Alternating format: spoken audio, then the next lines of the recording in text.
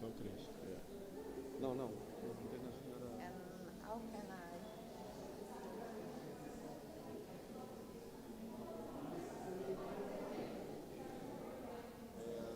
Primeira oradora. Primeira oradora. É. Depois Espanha automaticamente.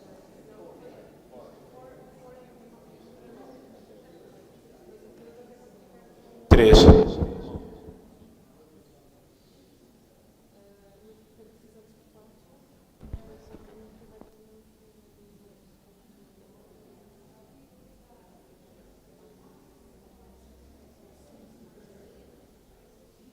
Ela foi pelo papel.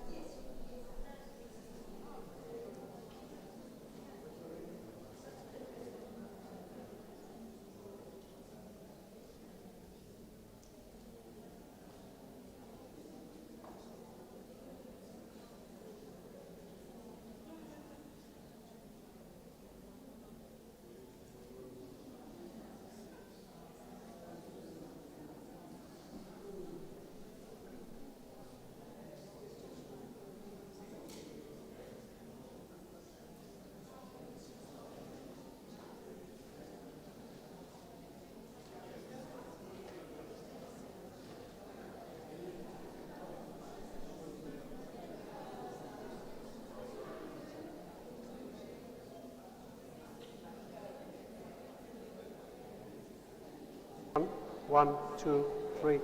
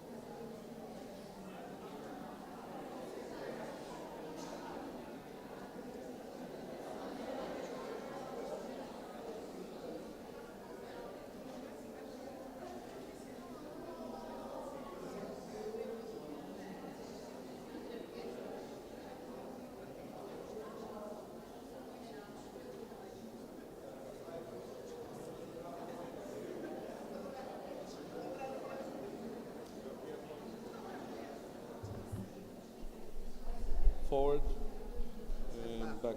Yeah. Wait, now it's off. Okay. But don't worry, it's working.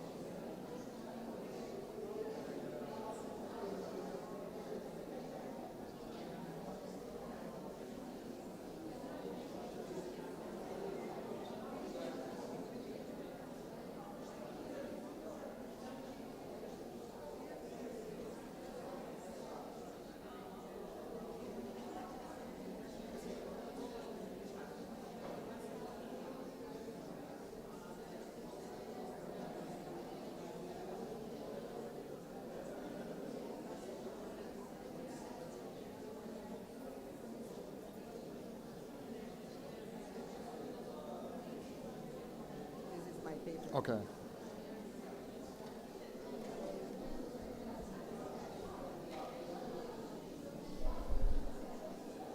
Boa tarde. Boa tarde. Eu quero dar as boas-vindas a todos os presentes em nome da... Isto foi suficiente, creio eu, para chamar a atenção de todos. Quero, em nome da Museus e Monumentos de Portugal, dar as boas-vindas a todos os presentes, aos que vêm de longe, aos que vêm de perto também, evidentemente. Permitam-me que, nesta ocasião, saúde e cumprimentem, em primeiro lugar, a recém-impossada Secretária de Estado da Cultura, Lourdes Craveiro, cuja presença nos satisfaz, enche de regozijo. Aproveitamos para lhe endereçar votos de felicidades e êxito no exercício das novas funções. Cumprimento e saúde também Emma Nardi, Presidente do ICOM, que se associa também a este evento, a esta conferência internacional. Guilherme de Oliveira Martins, Presidente da Comissão Diretiva do Conselho da Europa. Um cumprimento também dirigido a David Felizmino, Presidente do ICOM Portugal. Uma palavra de reconhecimento, de agradecimento também a Luís Raposo, organizador desta conferência. Foi um tempo frutuoso este de troca, de partilha connosco, com a nossa equipa, para a organização desta conferência internacional. O Luís Raposo é também membro do Comitê Executivo do ICOM. Esta é a primeira iniciativa pública, com alguma expressão, digamos, da Museus e Monumentos de Portugal. Eu creio que quando a deliberámos, não estou certo, mas quando a deliberámos nem sequer tínhamos número de identificação fiscal, nem sequer um NIF nós tínhamos quando, ainda aqui instalados muito precariamente no Picadeiro Real, começámos a discutir com Luís Raposo a possibilidade de organizarmos com o ICOM uma conferência com esta expressão, com esta envergadura. A conferência intitula-se Aos Museus, Cidadãos, com um ponto de exclamação. É uma paráfrase de um verso da Marselhesa e é com um chamamento, digamos, com um toque a rebate, com um toque a reunir, digamos, que nos apresentamos publicamente com esta iniciativa. O título expressa, o título exclamativo, com esta ressonância, com esta reminiscência revolucionária, de alguma forma evoca uma vontade de afirmação e uma vontade de inscrição dos nossos museus no espaço público, e expressa também este título um sentido de urgência. Urgência que é uma urgência de mudança e que, na verdade, subjaz à própria criação da Museus e Monumentos de Portugal, desta entidade pública criada para a gestão de um conjunto significativo de museus e para o desenvolvimento também da política museológica nacional. Esta iniciativa integra o programa das comemorações dos 50 anos do 25 de Abril. Portanto, comemoramos, celebramos e refletimos e questionamos. Cada um dos nossos 38 museus, monumentos e palácios tem um programa específico, um programa próprio para a comemoração dos 50 anos do 25 de Abril, mas nós entendemos que faria sentido uma iniciativa com este alcance, com esta expressão internacional e também com este caráter reflexivo, com este caráter de questionamento. Como nós sabemos quando celebramos aniversário, é nessas ocasiões, é nesses dias que ficamos mais introspectivos e mais reflexivos, sobretudo à medida que o tempo avança, que a idade avança, vamos nos tornando crescentemente reflexivos nos dias do nosso aniversário e, de facto, comemorar, celebrar a existência, a vida, a vocação dos nossos museus é também uma ocasião favorável para o questionamento, para a reflexão. E quisemos fazer esta reflexão, este questionamento com o ICOM, com a mais representativa, a maior organização internacional de museus e profissionais de museus do mundo, no fundo dizendo com isto que queremos fazer caminho com instituições nacionais e internacionais de referência. Não é um questionamento solipsista, não é um questionamento isolado, é um questionamento feito com pares, com os profissionais do setor. Bem, eu termino, a minha presença aqui é quase exclusivamente protocolar no pior sentido do termo, é dizer que temos uma impressão digital nesta iniciativa, neste evento, mas creio que boa parte de vocês sabe que eu venho do teatro e não venho dos museus e do património cultural. Embora eu agora perceba que há mais relações do que imaginava, eu na verdade estive sempre no teatro porque o teatro era património. Era um património dramatúrgico que importava reciclar, reativar, valorizar. E quando, muito atabalhoadamente, pensava nesta nota de abertura, nesta saudação inicial, lembrei-me de um texto de Calderón de la Barca, O Grande Teatro do Mundo, em que uma personagem alegórica, o mundo, pergunta quem me chama, quem me tira de mim e me dá vozes. Eu sei que o ICOM recentemente, vou sendo gradualmente instruído, o ICOM recentemente se debateu a definição de museu. O que é um museu? E sei que é uma discussão árdua. O que é um museu? O que é um teatro? O que é uma pessoa? As discussões essencialistas são sempre difíceis e árduas. Neste colóquio, nesta conferência internacional, certamente falaremos acerca do que é um museu, mas também daquilo que nos chama, aquilo que nos tira de nós mesmos, aquilo que nos convoca. Eu lembro-me também, frequentemente, de uma frase de uma escritora portuguesa chamada Maria Gabriela Lhanzol, que admite que no século XXI vai ser valorizada tanto quanto Fernando Pessoa. E a Maria Gabriela Lhanzol diz num dos seus textos que o que sou é a pergunta de uma pessoa que está escravizada. E a pergunta do homem livre, a pergunta da pessoa livre é o que me chama, o que me convoca. Certamente cabe aos museus perguntar no tempo presente, aqui e agora, o que é que nos convoca, o que é que nos solicita, o que é que nos chama a desenvolver e a aprofundar a nossa missão de serviço público. Quero desejar a todos bons dias de reflexão, de trabalho, de estadia, o tempo está favorável, aproveitem Lisboa e desejar que seja uma ocasião favorável também para a troca de experiências e de desafios. Muito obrigado.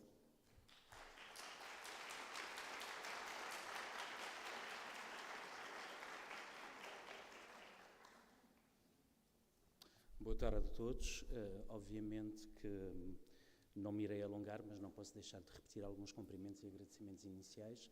A excelentíssima Senhora Secretária de Estado da Cultura, Doutora Maria Lourdes Craveiro, caro Dr. Pedro Sobrado, Presidente do Conselho de Administração de Museus e Monumentos de Portugal, cara Emma, Presidente do ICOM, demais presentes, caros colegas, caras e caros colegas, caros profissionais de museus. É com enorme prazer, obviamente, que o ICOM Portugal, enquanto Comissão Nacional Portuguesa do ICOM, se associou desde a primeira hora a esta iniciativa conjunto do ICOM e da Museus e Monumentos de Portugal. Cabe-me agradecer o trabalho incansável, num tempo recorde, aliás, como já foi aqui dito, com que foi montada toda esta operação e organizada esta conferência de âmbito internacional. Portanto, alguns nomes não podem deixar de ser referidos, nomeadamente nomes relativos às equipas de Museus e Monumentos, nomeadamente o Dr. Lino Teixeira e a Dra. Alexandra Sabino, um particular agradecimento ao Dr. Luís Raposo, não é? que idealizou e apoiou e também foi incansável na organização e na preparação desta conferência, e a ele muito se deve este evento. E, finalmente, cumprimentar todas as pessoas também que estão presentes em casa, quer em território nacional e provavelmente muitos por aí fora pelo mundo. Podemos eventualmente sentir que estamos longe de concretizar tudo o que em abril foi idealizado, quando concluímos o quanto todos nós temos a melhorar nos papéis que nos compete desempenhar, nomeadamente no que nos junta, o trabalho nos museus. Saibamos todos, diariamente, dar o nosso contributo para a construção dessa ideia de que os museus são espaços, enquanto agentes sociais e transformadores, são espaços que convocam à participação das comunidades, espaços abertos à diversidade e à liberdade e espaços promotores de justiça e equidade, contribuindo sempre para o diálogo intercultural, a coesão social, a democracia e o bem-estar da sociedade. Termino, pois, não me alongando e para passar a palavra a Emma Nardi, na esperança deste trabalho conjunto nos próximos 2 dias do ICOM e do Museus e Monumentos em Portugal, possamos sair todos enriquecidos e capazes de inovar na nossa prática diária em prol da atividade museológica, obviamente, de uma forma geral, dos nossos museus e em benefício dos nossos concidadãos, de uma forma geral. Boa conferência, muito obrigado e até já.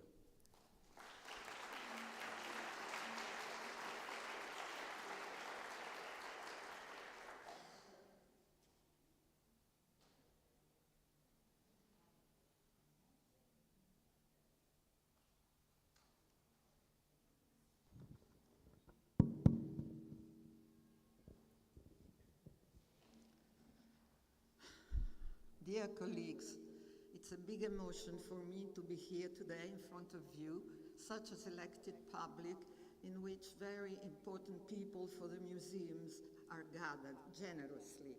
We have the main character of the Faro Convention, we have a former minister, we have the Secretary of State, and many museologists who accompany ICOM work through the years. If I understand well, I have to say just a few words of welcome, and then I can go directly to my presentation. Is that okay? Okay.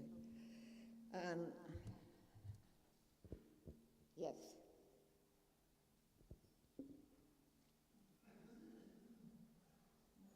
Yes. This is a wonderful opportunity for ICOM because for the first time we gather not only the executive board, who is made of people from all the 4 continents, but also the board of ICOM Europe, and who is the largest regional alliance in ICOM. And I take this opportunity to welcome its new chair, Giuliana Ericani, who is here for the first time in her appointment. So please.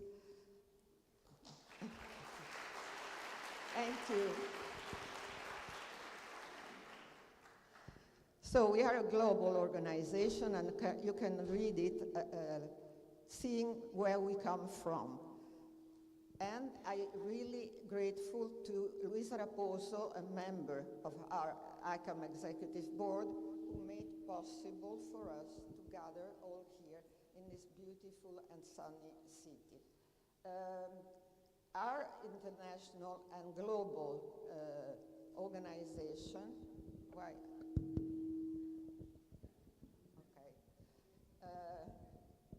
will be expressed by a global award about sustainable practices in museum. We are working a lot on this award, and we hope that in Dubai, when we are going to meet again for our triennial conference, we are going to have a presentation for the finalists who will take part in this award. I really recommend you, ICOM boards and ICOM international committees, to take the training that is necessary to be a member of this huge prize.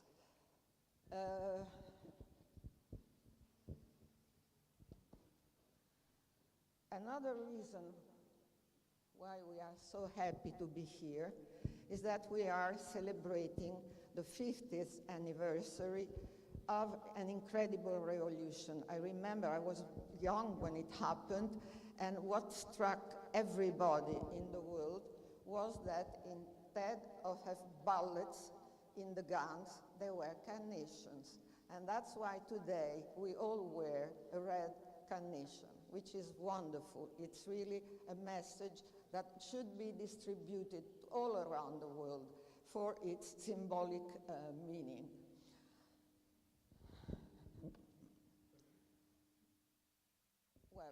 Well, I would like to concentrate a little bit on the new definition of museums that was voted in Prague during the triennial conference in 2022.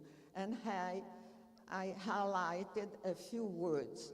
Museums foster diversity and sustainability. And the chair of ICOM Portugal just expressed this idea of support for diversity. And also the participation of communities. The museums are not closed spaces, but they work with communities, and communities share their knowledge with museums. So the situation of the conservators being the only one having knowledge has been reversed. So there is an exchange between the visitors and the expert of the museum.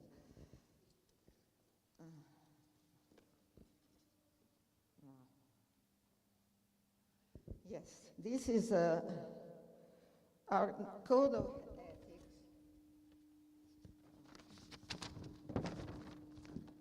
Well, I am a bit clumsy, excuse me. Says that museums are citizen promoters. So we are exactly in the theme of this conference. They say that we have very many challenges to face because the situation, the international situation, is very difficult. We face intolerance, we face the refusal of diversity, we have migrants drowning in the Mediterranean because we don't want to help them, and the risk of wars is never been so high in the past years. And so the task of national museums, it's very challenging, but also very important. Just to highlight what are national museums, to have the origin of museums in the Western world is largely documented by the bibliography, and it comes from the Wunderkammer. And here I am quoting Julius von Schlosser, who was the first to to study this reality of Wunderkammer in the Renaissance. And they were places where many different kind of objects were gathered. Here you have some examples from the Duke of Berry in 1416. And you see, you have naturalistic objects, you have ostrich eggs, we have snake jaws, and we have also precious gems, Roman coins, mechanical clocks. It was a great variety of objects who were related by two main elements, rarity and preciosity, because the rulers want to show the people how rich they were and how privileged they were. So there was not a distinction between naturalia and artificialia, but as the word Wunderkammer says, there was the mirabilia, the effect of impressing the visitors. Now, from this very heterogeneous gathering of collection, we come. Oh, what's going on? I have not moved. This is difficult for me. That's why I always fall.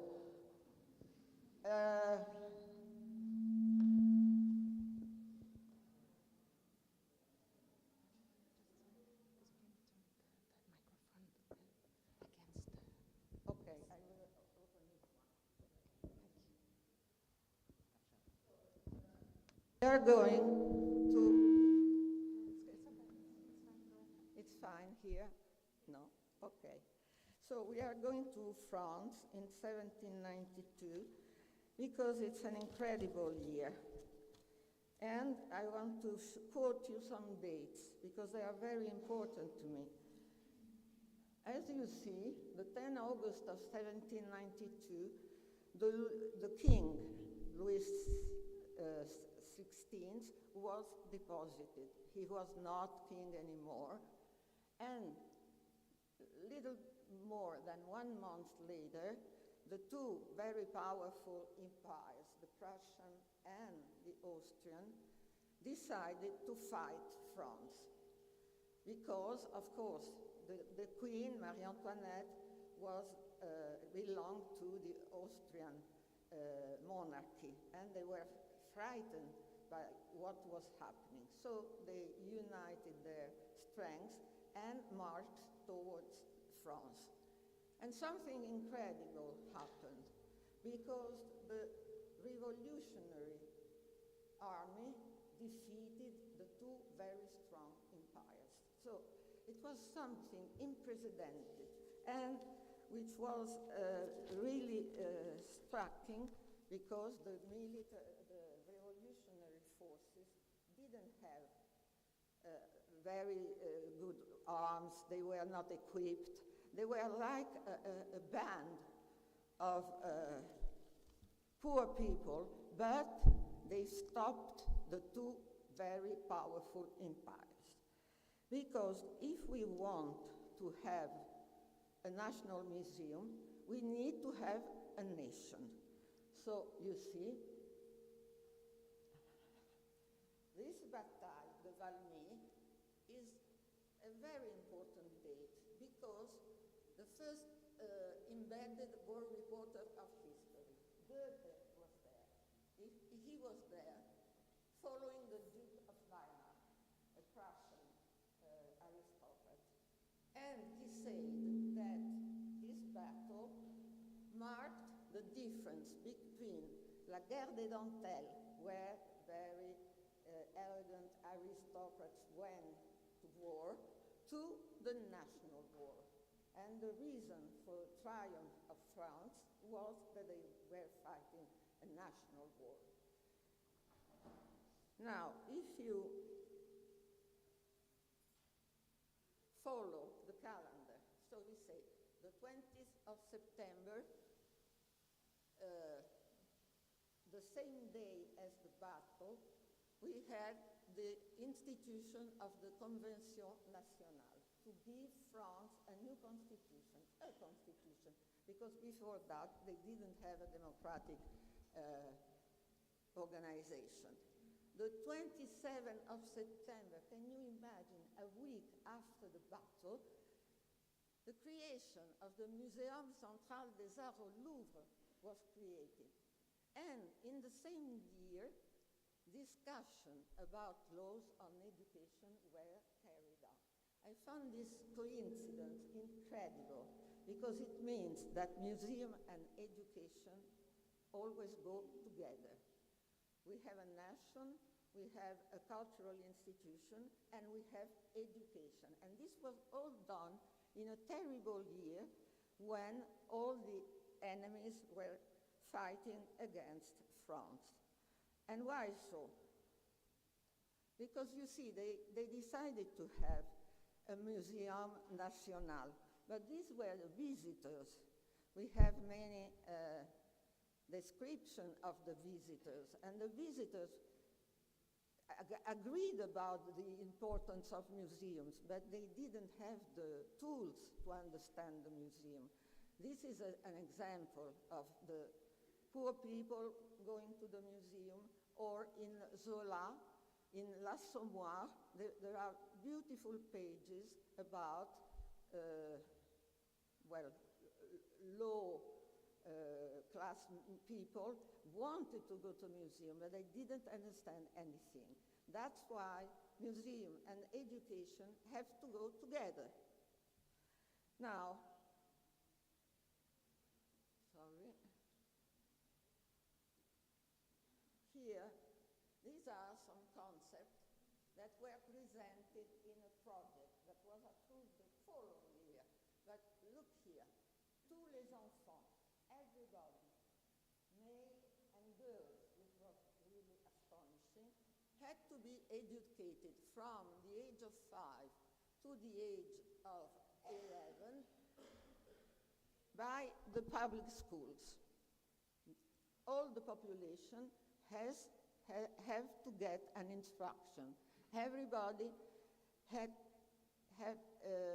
to have the same education. Look here how much they reinforced the idea. Égal pour tous, tous recevront la même nourriture, les mêmes vêtements, la même instruction, les mêmes soins. This is the affirmation of democracy. Of course, it was not a bloodless democracy, because on the contrary of the Portuguese Revolution, it shed a lot of blood. But these are the pillar of our civilization, modern civilization, égalité, fraternité, et liberté, you see. And it was the same Robespierre who presented this project of law.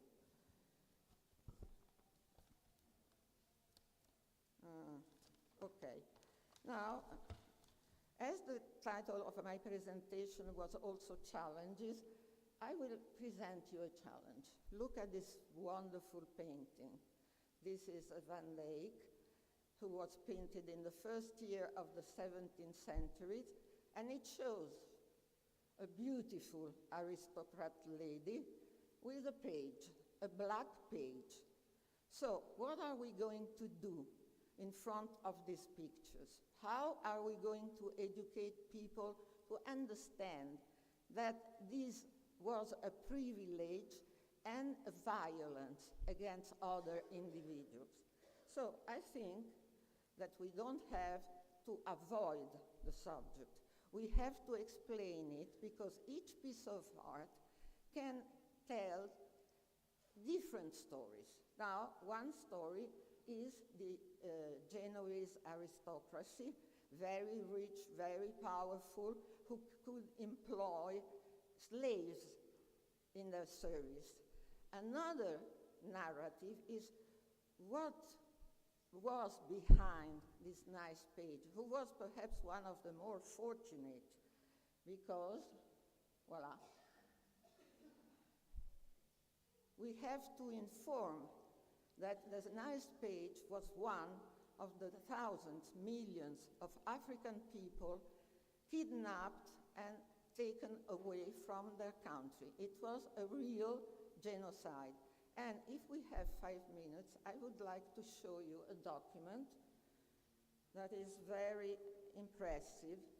Between 1500 and 1867, more than 40,000 set sail from Africa to the Americas, crowned with 12.5 million.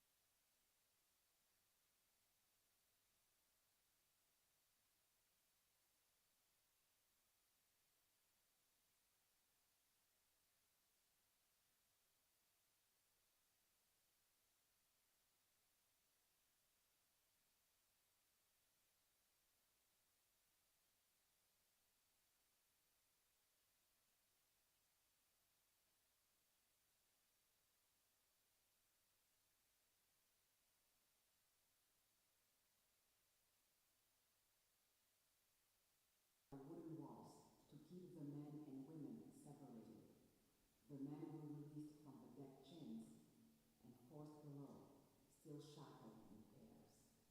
Once below deck, crewmen packed the enslaved men together. Some were forced to lie on top of the platforms around the side of the room. Others lay under the platforms. Each captive, on or under a platform, slept in a space just 14 to 18 inches wide and 30 inches high. Most were forced onto their sides and pressed against their neighbors. Others sat in the meager, intervening spaces. The Aurora prisoners spent at least 14 hours in such cramped, dirty, and stifling conditions which they endured daily for 2 or 3 months before reaching the Caribbean.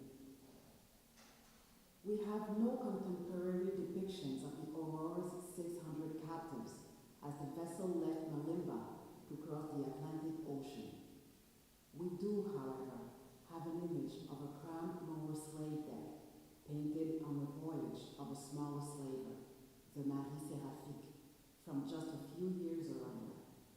This comes into view in an overlay as the camera zooms out. The overlay shows only 340 captives, while the Aurora carried almost twice this number. So thank you. You see why I am presenting this video, because censorship has no reason to be. So we can accept this lady, but we have to give another story with her. And the story could be or the video you have just seen, or documents from the Livre Noir, the first document France produced to regulate the slave market. So I'm going to my last picture, and I would like to open a debate about these two words, colonization and decolonization, because the European countries colonized. Let's stay in Europe. The word decolonization was used in other continents to affirm the idea of independence. But now, we, European, we are adopting the word decolonization for museums. And I really don't like this word, and I would like to open a debate about it, because it's like having the same people who first colonized and then decide to decolonize. So we need to have some other voices. And this is a photograph that I took in a museum in Rio de Janeiro, and I think it was done by an Afro-Brazilian artist. I think it's so powerful, because you have this man, strong, bold, but you don't see his face because he lost his identity completely. And on his head, there is a caravel, and this caravel is made of sugar, because all the strength of this slave went to enrich the people in the colonies. So I really invite you to reflect about this term and see if we can find something different. I have myself a word, but it works in Italian and in French, not in English. And it's the word reconnaissance, because it means connaissance, to know about these people and what they had to suffer, and reconnaissance, because it's gratitude, because our welfare all depends largely from these people who were captivated and taken away from their country. Thank you very much for your attention.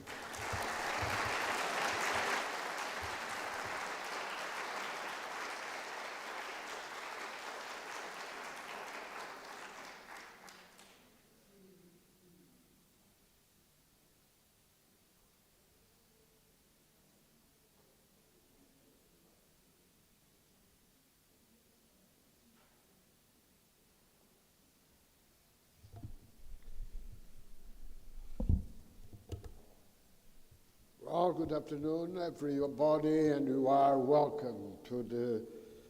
em primeiro lugar, cumprimentar a senhora Secretária de Estado da Cultura, cumprimentar todos quantos representam aqui o ICOM, cumprimentar o presidente da instituição portuguesa que organiza esta iniciativa, saudar o meu querido amigo, Dr. Luís Raposo, que, com o seu espírito e o seu entusiasmo, lançou mãos à obra. Não é por acaso que o título desta iniciativa, desta conferência internacional, tem exatamente esta expressão: Aos Museus, Cidadãos. Eu podia dizer à cultura, cidadãos. E vamos, antes de mais, entender o conceito, que acaba, aliás, de ser claramente precisado, o que são os museus hoje. Os museus hoje não são repositórios do passado. Os museus hoje são realidades vivas, são realidades que, no fundo, têm a ver com a capacidade de compreendermos melhor a realidade que nos cerca. A cultura é isso mesmo.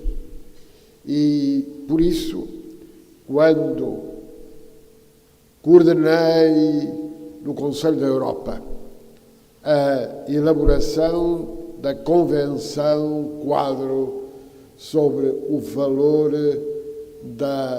do património cultural na sociedade contemporânea, o primeiro aspecto que não pudemos deixar de considerar foi exatamente a necessidade de ter um conceito vivo, novo, atuante daquilo que é a realidade do património cultural como realidade viva. Por vezes, afirma-se que o património cultural não se relaciona diretamente com a vida das pessoas. Tal não corresponde, contudo, à verdade, uma vez que o conceito amplo de património cultural abrange toda a vida humana. De que falamos? De património material, envolvendo monumentos, objetos, documentos. Falamos ainda do património imaterial, abrangendo tradições, costumes, línguas, cotidianos. Falamos do património natural, considerando a salvaguarda do meio ambiente e a sobrevivência do planeta Terra. Falamos do património paisagístico e da defesa da qualidade de vida em cidades que devem ser concebidas para as pessoas. E falamos ainda do património digital, do património tecnológico, bem como da própria criação contemporânea. Afinal, por isso mesmo, o património não é uma realidade retrospectiva, é uma realidade prospectiva, é uma realidade do presente para o futuro. A Convenção do Conselho da Europa assinada em Portugal, em Faro, tem como instrumento fundamental a compreensão destes diferentes elementos: património cultural, material, imaterial, natureza, paisagem, património tecnológico e digital e criação contemporânea. Os museus fazem parte da parte viva do património cultural. São lugares de encontro de partilha e de solidariedade intergeracional. Não são referências do passado, mas afirmações permanentes da criação cultural. O património, a herança, a memória relacionam-se intimamente. E quando vemos as experiências democráticas em risco, temos de tomar consciência de que a liberdade e a responsabilidade se afirmam, consolidando a mediação das instituições, a ideia de sustentabilidade cultural. Em lugar das soluções providenciais, precisamos de combate da indiferença e de afirmação dos direitos humanos através do respeito e salvaguarda do património. 50 anos depois da Revolução Democrática Portuguesa, que abriu a terceira vaga das democracias no mundo, nós temos de tomar consciência de que a liberdade é uma realidade viva, é uma realidade, afinal, animada pela cultura, pela concepção de que, afinal, estamos permanentemente a olharmos-nos uns aos outros, assegurando que não haja medo do outro e assegurando simultaneamente que possamos preparar o futuro com determinação e, afinal, com entusiasmo. Eis porque os direitos e deveres humanos constituem o pano de fundo para as nossas preocupações. Quando, em 2018, as instituições europeias adotaram o Ano Europeu como sendo do património cultural, alguém se perguntou, mas aqui é uma urgência o património cultural? E verificámos que sim, era exatamente o ponto concreto. A necessidade de mobilizar as pessoas, a começar nos jovens, nas escolas, nas comunidades, de modo a que pudessem fazer de um património realidade viva e aberta algo criador e algo capaz de fortalecer o reconhecimento dos direitos e da dignidade humana. Toda a destruição dos bens do património cultural envolve a comunidade toda. Daí a importância da noção de património comum e a exigência de preservar a memória como garantia de coesão e de confiança, de reflexão e de respeito pelo tempo, em lugar da tentação imediatista ou das perigosas soluções mágicas. Eis porque uma cultura de paz, de não violência, tem de estar presente na vida democrática, baseada em instituições legítimas, numa mediação eficiente e equitativa. Uma sociedade sem memória suicida-se. Uma sociedade que não compreenda a relação que existe entre as várias gerações não é capaz de corresponder aos problemas fundamentais que lhe são colocados. A sustentabilidade cultural, o Estado de Direito, obrigam, como afirmou o então diretor-geral da Unesco no manifesto do ano 2000, a respeitar a vida e a dignidade de cada pessoa, a rejeitar a violência designadamente para com os mais vulneráveis, a ser generoso na partilha de recursos e de tempo e na promoção da inclusão, a ouvir para compreender, em nome da liberdade de expressão e da defesa da diversidade cultural, a preservar o planeta através do consumo responsável e do equilíbrio da utilização dos recursos naturais, bem como na redescoberta da solidariedade com participação de todos, partilha de responsabilidades, equidade e solidariedade. Como disse o filósofo francês Joseph Revin, ao sair em 1945 de um campo de concentração nazi onde estava, haveria que continuar a lembrar os crimes para que não voltassem a acontecer.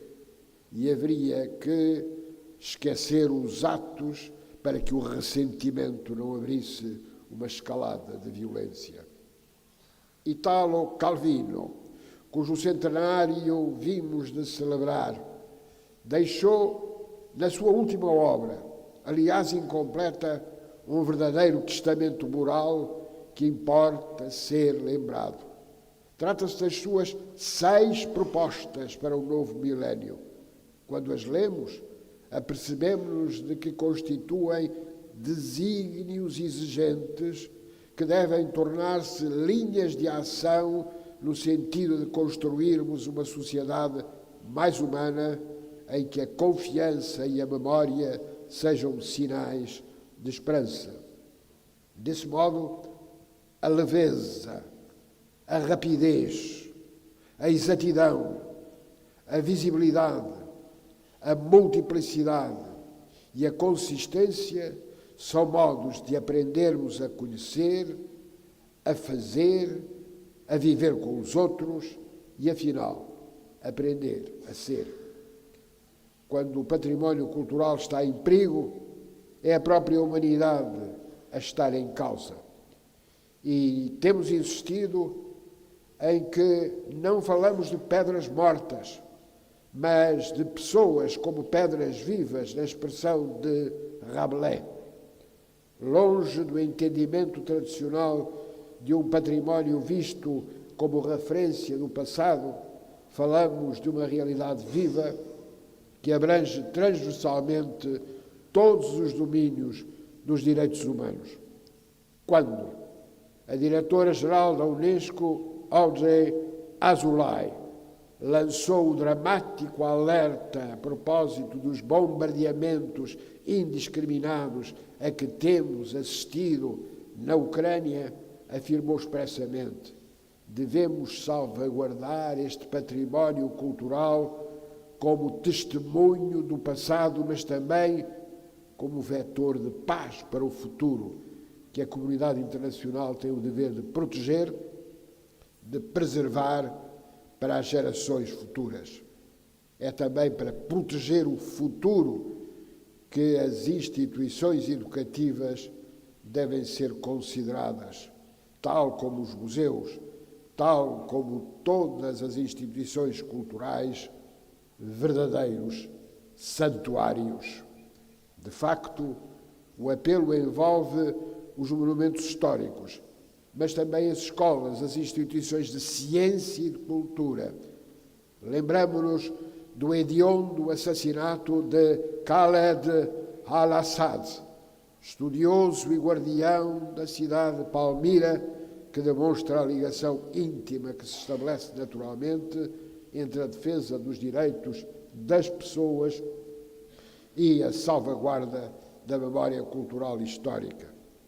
Como se sabe, quando se começarem a queimar livros ou a destruir a memória humana, acaba-se por matar as próprias pessoas.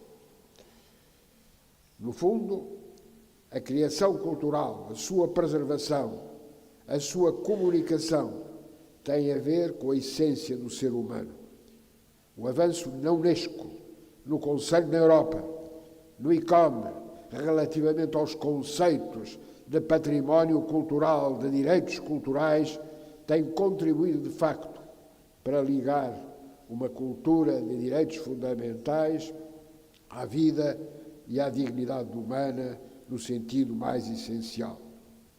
O caso da Convenção de Faro sobre o valor do património cultural na sociedade contemporânea de 2005, entrado em vigor em 2011, e verifico que ainda há um conjunto importante de países que não subscreveram esta convenção, apesar da sua importância e da sua capacidade inovadora.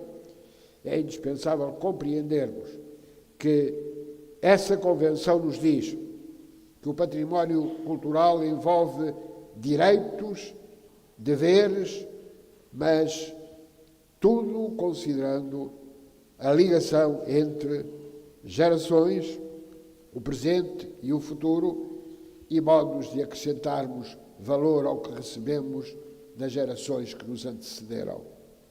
E o que está hoje em causa, no tocante à necessidade de respeitar a Carta das Nações Unidas, é a defesa de uma verdadeira cultura de paz e de respeito mútuo, nos mesmos termos em que o Papa João XXIII disse-o claramente na encíclica Pacem in Terris. Quando um tirano viola claramente o direito internacional comumente aceite e até se propõe erradicar da face da terra um Estado soberano, é a própria história que está em causa. Falamos, por isso, dos fundamentos, dos valores éticos, morais e jurídicos. O museu é a casa das musas, é a casa em que podemos naturalmente não apenas sonhar, mas realizar. E a ligação entre pensamento e ação é absolutamente fundamental. Quando se diz aos museus cidadãos, do que estamos a falar não é a consideração de armas bélicas, mas de armas de paz, armas pacíficas, que possam exatamente fazer-nos perceber aquilo que Calderón de la Barca nos dizia numa outra peça: vida é sonho, mas esse sonho de que Calderón de la Barca falava era, afinal, a esperança numa sociedade melhor. Aos museus cidadãos, à cultura todos. Muito obrigado.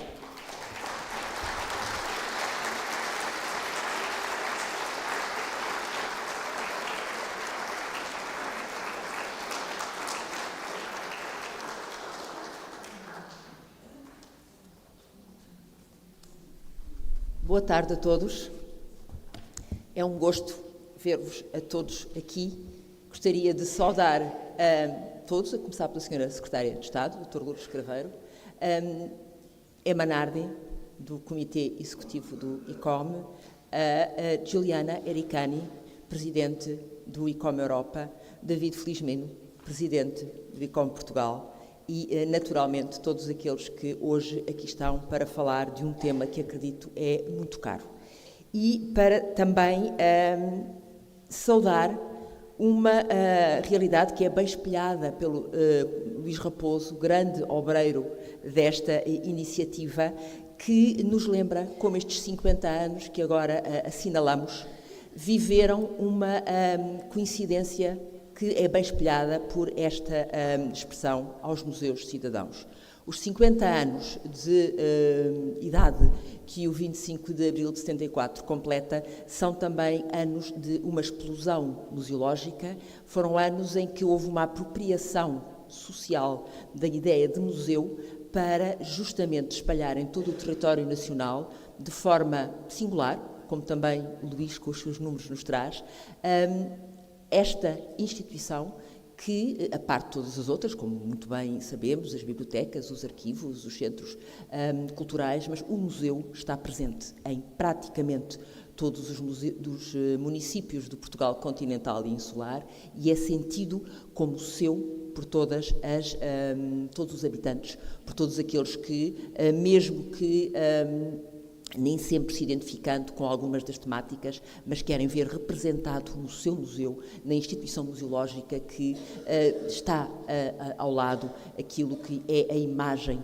que pretende, ou não, lhe conte de si. Ora, é justamente este desafio que foi sendo assumido ao longo destas décadas que nós agora queremos evocar, que queremos trabalhar nestes 2 dias, e é um privilégio para mim poder acolher o primeiro painel, que vai ter 4 colegas que justamente nos trazem experiências muito diferentes, muito separadas geograficamente, mas que têm naturalmente como denominador comum este papel fundamental de dinamismo social que os museus assumiram e cada vez mais têm que implementar nas suas realidades.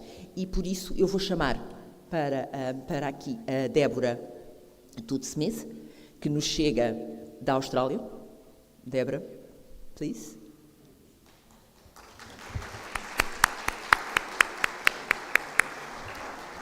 O Steve Scolton. Thank you. A Kaya Sirok. E o Alexandre Chevalier.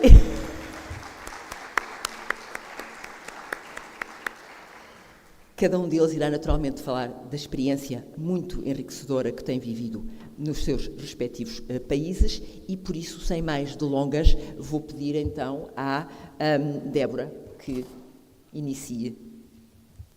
Please, the floor is yours.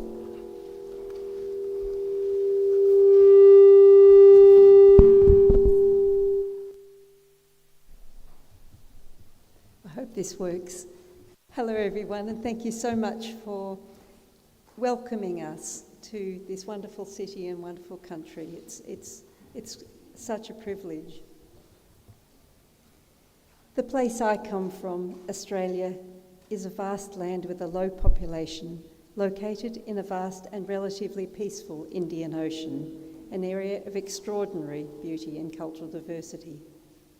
But in the intensely connected modern world, our region is not immune to the impacts of wars far away.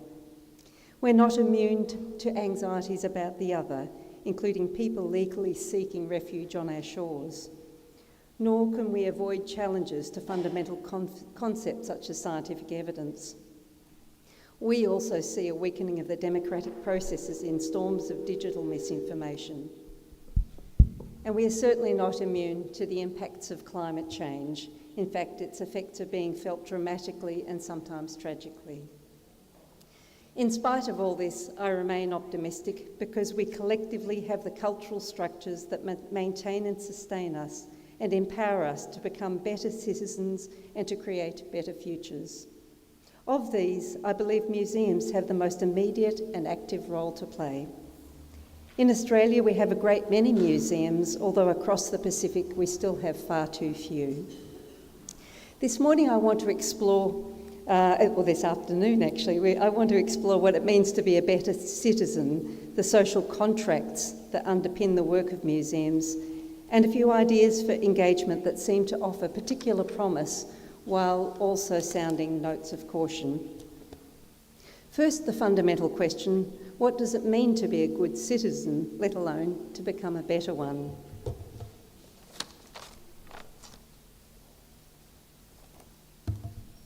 My first response is that it means to live well together and to treat each other with respect, with empathy, and with understanding. It speaks to universal qualities about the best in humanity and the highest moral behaviours. It means social cohesion, but also the confidence to embrace and welcome difference. Citizenship, of course, is a loaded term and historically rooted in the Latin. In English, it came to be associated with living in a city or town, and later with being a member of a state, particularly as an enfranchised inhabitant, someone who can vote. Or to put it another way, someone whose voice is heard. Expressed this way, citizenship is fundamentally political. Citizenship, as we usually understand it today, has deep roots in cultural and national identities. At its strongest, it includes us all because we all matter and we all should be heard. Citizenship in the political sense has a particular poignancy in Australia, paralleled in other countries in our region. Until 1949, there was no such thing as an Australian citizen. We were British subjects. And only with a referendum in 1967 were Aboriginal and Torres Strait Islander peoples counted as part of the population and could have laws concerning them made by our federal government. These changes were emblematic of our changing sense of self and the civic qualities of the world in which we lived. Broadly, of course, it's in our individual and collective interest to operate collectively in a civil society, and museums can or should play a critical role in enabling and supporting that civility. I believe that museums have a social contract with the communities that we serve. In other words, museums and communities have mutually dependent and enriching relationships in which both have particular obligations and at some level at least, shared principles, goals and values.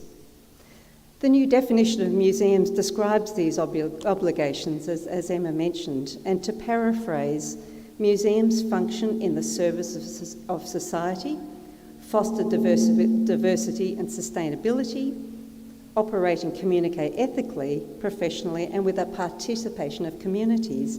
And they achieve this by researching, collecting, conserving, interpreting, exhibiting, and offering varied experiences for education, enjoyment, reflection, and knowledge sharing. Importantly, all of these terms relate to collective experience, collective action, and collective benefit. They are a bulwark against social and cultural fragmentation, against division and inequality. This is idealistic, and unfortunately, the context of so many museums around the world is that independence is challenged and the critical work of museums described by the definition is or could be undermined. Most of us work in museums that are wholly or partly funded by governments, and in Australia, federal, state and local governments all fund museums. Some are specifically focused on supporting and promoting civics and citizenship, such as the Museum of Australian Democracy in Canberra, and some of them do this particularly well. But inevitably, we hesitate to openly criticise the agencies that fund us, even if our museum acts give us notional autonomy. Museums are fundamentally products of their communities and can reflect political as well as cultural power relationships. And they can also be agents of these powers, as centuries of colonial acts and colonial collections have demonstrated. And I think back to the great exhibitions movement of the mid to late 19th century, where their idealistic plans to connect the communities of the world and create new civic identities. But as historian Peter Hoffenberg points out, through our modern lens, we can see what was really happening: a great empire project, a cultural, social and economic movement that laid the groundwork for particular relationships and exchanges that appeared harmonious, but it were at the same time unequal and manipulative, and sometimes utterly destructive. We can now identify the colonial acts that decolonisation must address, or whatever we decide to call it. This is a cautionary tale for museums today.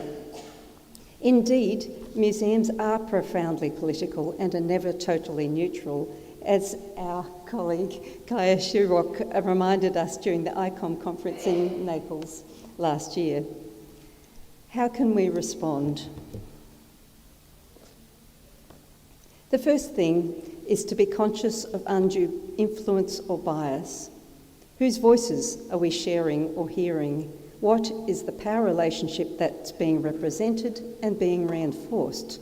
What is motivating our work, and are these motivations truly altruistic? Is there an attempt to craft a grand narrative of citizenship that feeds nationalism and imperialism and sets up boundaries that exclude some people? We need to conduct health checks of our programs and relationships with our communities to always be aware of this. The second thing is to have a suite of strategies for responding to or countering bias, such as converse exhibition labels, and there's some examples from Museums Victoria on the side, having community voices in exhibitions, and finding other ways of representing or showing alternative perspectives. The third thing I would argue is to seek a common ground of civility on which all stakeholders can agree, broadly at least, taking the perspective that it is in our collective interest to agree on ground rules for behaviour and governance, even if we'll always disagree on the detail. This common ground is a foundational part of the social contract. I also want to argue for the strength that museums hold in their own right. Australian scholar Andrea Whitcomb has argued that museums should be considered not only as institutions which represent communities and cultures, but as institutions which actually produce the very notion of community and culture. In this act of production, I believe that museums have a critical civic role to play in investigating and challenging the material and written evidence, working sensitively with communities and sharing this evidence with sensitivity and courage. This can correct the historic record in critical ways, such as revealing the terrible injustices, such as in Australia, the massacres of First Peoples during colonisation. To do this, to support good citizenship, we need to gather and preserve collections and stories which are representative of diversity, of the difficulties and of the joys of lived experience, both public and private, which do not edit the past but enrich and inform our civic lives. We should also aim to support communities to show or share different identities safely. We should be places for open dialogue, and many people have called these town squares so aptly. We should provide spaces for community voices and co-creation. We should model behaviours such as community engagement and trust, raise issues like environmental responses and responsibility, and strategies such as recycling and biodegradability. We should lead conversations in key areas such as the Sustainable Development Goals. And we should nurture communities and never forget our own staff. And we so often look outwards, but we also need to look inwards and to nurture inwards. I want to make an important point about diversity here. It requires effort, as do most of our drivers, to better citizenship. It is not enough to say that our doors are open to all and for our strategic plans to say we're inclusive. We need to actively extend the invitation to everyone in the communities we serve, and we need to know how well we're doing with our engagement by constantly looking and asking. And here's another thing. For museums to build better citizens, our audiences must be able to connect with us, to deeply engage with our programs and see themselves in the landscape of the museum, or at least imagine themselves into others' lives. I particularly note the value of narrative in making these connections and building openness and empathy, which lie at the heart of civic society. Narrative as a form reflects the story of ourselves. As Australian author Ruth Wilson says, there is something about stories which helps us understand our lives. Here, and I come back to exhibitions, bearing in mind the cautions I raised earlier, exhibitions come into their own. An emotionally charged exhibition will build empathy and make audiences receptive, even if it isn't their own personal story or experience. Once they start to view, audiences start to view with each other's eyes, they start to become part of, or at least aware of, communities of understanding. Evaluation of an exhibition I curated several years back, World War I, Love and Sorrow, showed exactly this point, and I've spoken about it several times before. In aiming to help visitors understand the true cost of war and conflict across lifetimes and generations, the exhibition followed the story of 8 families from the war to the present day, and their stories unfolded through the chronology of the exhibition. The content, as you can see, was very graphic and sometimes upsetting, as an exhibition about war should be. The exhibition, including conflicting perspectives without resolving them, and some of the texts I showed a little earlier were from the exhibition. And the exhibition also introduced stories of soldiers on opposite sides who fought each other and lost their lives together. The reason I'm talking about this is because the summative evaluation indicated that almost 3/4 of visitors said that gave them new perspectives, 89% said it made them, helped them learn new things, and 97% said it made them think of the impact of World War I on Australian society. And around the same number again said they would share what they learnt with others. We now know that this receptiveness is to learning and new perspectives was as the result of 3 things. The first thing is that content created deep empathy, and again 84% of respondents believed that their learnings and new perspectives resulted from their emotional connections. The graphic and unsettling content seemed to elevate attention and perception. And thirdly, content that was new to visitors again elevated perception and it was likely reinforced by the idea that the exhibition was telling the truth or more of the truth. And that's going to be my final point now, is around truth and trust. Truth and trust are of critical importance in our work in museums. In Australia, we have an annual Mapping Social Cohesion report. Huge surveys of thousands of people are undertaken every year by the Australian National University. The surveys aren't specifically about museums, but they provide critical information to museums to help us understand the wider social and cultural environments in which we operate, and this is critical. The 2023 report showed that our social cohesion in Australia is declining. Trust in government and the political system has eroded, especially among young adults and those with lower levels of education. Declining trust leads to a declining sense of belonging, and so for museums in Australia, focusing on being trustworthy and building connections should be absolutely critical goals for building better citizens. So to conclude, I believe that museums can make better citizens, and they can do this by supporting people to live and act in cooperative, moral, aware and just ways. We can do this by better understanding ourselves and by more clearly realising our power as museums for positive change.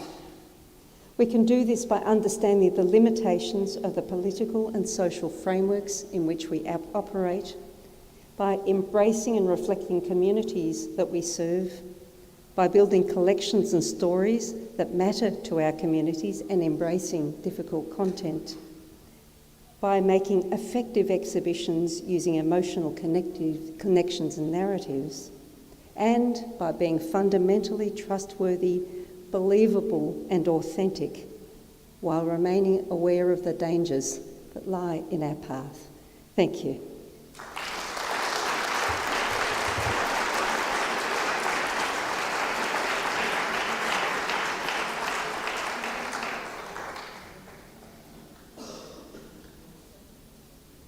Thank you so much, Deborah. Please, could you come, Steph Skolton? The floor is yours. Thank you.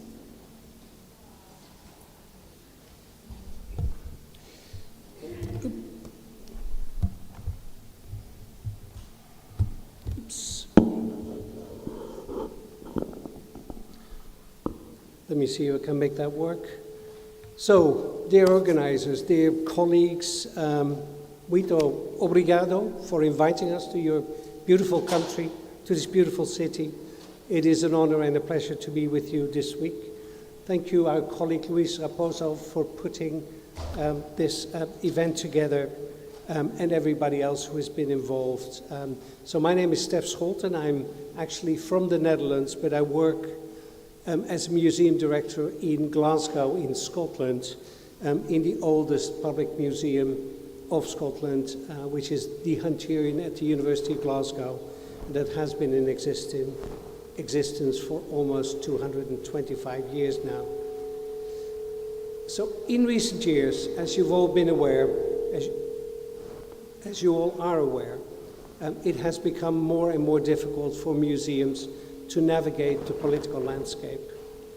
With populism on the rise in many countries globally, culture is being weaponized by politicians in so-called culture wars, thereby challenging the desire of many of us, museum professionals, museum directors, to make their institutions more relevant for more diverse audiences, as has been codified in the new museum definition that was accepted at ICOM's triennial conference in Prague in 2022.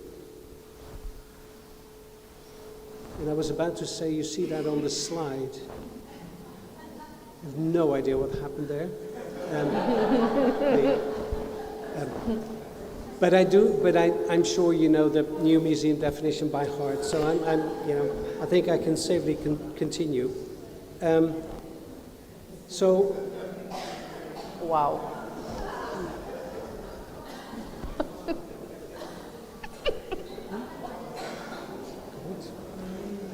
I'm a mathematician by profession, not.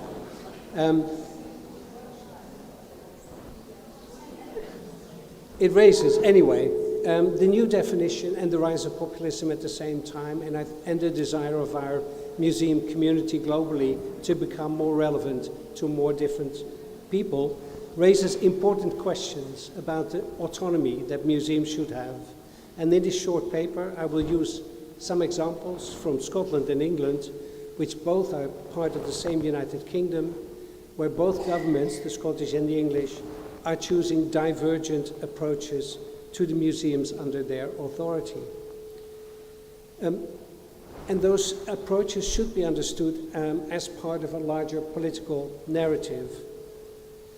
That, amongst others, has led to English voters to vote for Brexit, as we know, one of the worst ideas in recent European history, but also for Scottish voters to vote for Scottish independence, at least more independence. So it seems that, let me see what happens here. No, nothing. Okay. It seems that politicians are literally pursuing George Orwell's famous quote from his book 1984 that I was going to say, you see on the slide. But the quote goes, who controls the past controls the future. Who controls the present controls the past. And it's a slogan that talks about how the ruling party rewrites history over and over again in an attempt to control its citizens. No. I had some objects in the next slide, just to show two examples of the symbolic power that objects can carry in the political debate. There was, on the left, the so-called Stone of Scone, also known as the Stone of Destiny, which is basically a block of sandstone that was used in the coronation of Scottish monarchs until the 13th century, and thereafter for the coronation of English and later British monarchs. The stone originally was kept in Scotland, near the city of Perth, until 1296, when forces of King Edward I, first of England, captured it and took it to London. And there it was placed under the throne of British monarchs for centuries, symbolizing the submission of Scotland. It was only returned to Scotland in 1996, so 700 years later, when the UK central government devolved some powers to Scotland, Northern Ireland and Wales. And amongst them was the power to pursue their own cultural policies. And upon its return, the Stone of Destiny was carried in a procession and celebrated by very large crowds in the city of Edinburgh, the capital of Scotland, also in the slide. And in March 2024, so literally on Good Friday, the Friday before Easter, it went on permanent display in the newly renovated Museum of Perth.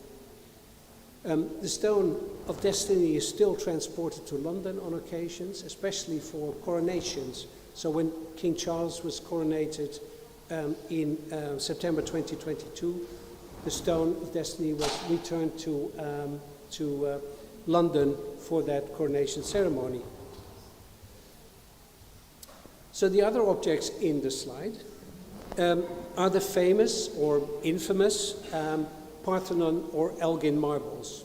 And even the name that you use for them can be considered a political statement. As you will know, a significant part of the sculptures from the Parthenon in Athens have been in London for over 2 centuries.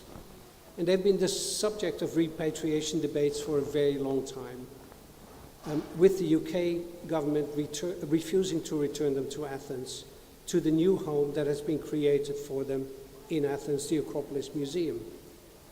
And the UK government keeps using the argument that the law prohibits national museums from returning the sculptures, even though it is the power of government to change the law, if they want to. And the next slide No, still not. Shows that national museums can actually repatriate. With the National Museum of Scotland returning a totem pole to the Nisga'a Nation in Canada last year. The same time, exactly the same time, when the British Prime Minister, Rishi Sunak, refused to attend an agreed meeting with his Greek counterpart because the Greek minister had dared to speak about the Parthenon marbles during his visit. So, national museums in Scotland and England have more or less the same sort of legislation. But recently, in newly published guidance in England for national museums, it explicitly states that they are not allowed to repatriate on moral grounds, something that other museums can do. And the next slide shows a picture of a steering group, including myself, for a project called the Empire, Slavery and Scottish Museums. And it's a picture with the Scottish Culture Minister and a number of members of Parliament on the occasion of the official acceptance of the recommendation from that project that includes embedding anti-racism across museums in Scotland and the development of repatriation guidance for Scotland that we've already commenced in recent weeks. And there was also a screen grab from the UK government's website that features the so-called Retain and Explain guidance that was published to prevent that any changes would be made, for instance, to historical statues or public monuments in England. And organizations were threatened to lose their right to government funding in England if they would, for instance, remove a statue of display, something that many museums had wanted to do in the context of the decolonization of their buildings and displays that Emma Nardi briefly spoke about, and I agree with her that decolonization is not a great term, but we'll use it for the time being until we have a better word to use. In recent years, English government has systematically appointed figures with a conservative profile to the boards of national museums. And it's their task mostly to make sure that the national museums will not stray from the conservative policies that are being set out by government. And even more recently, Arts Council England, a branch of the Culture Ministry, published guidance for publicly funded cultural organizations that many in the sector believe is a straight act of censorship.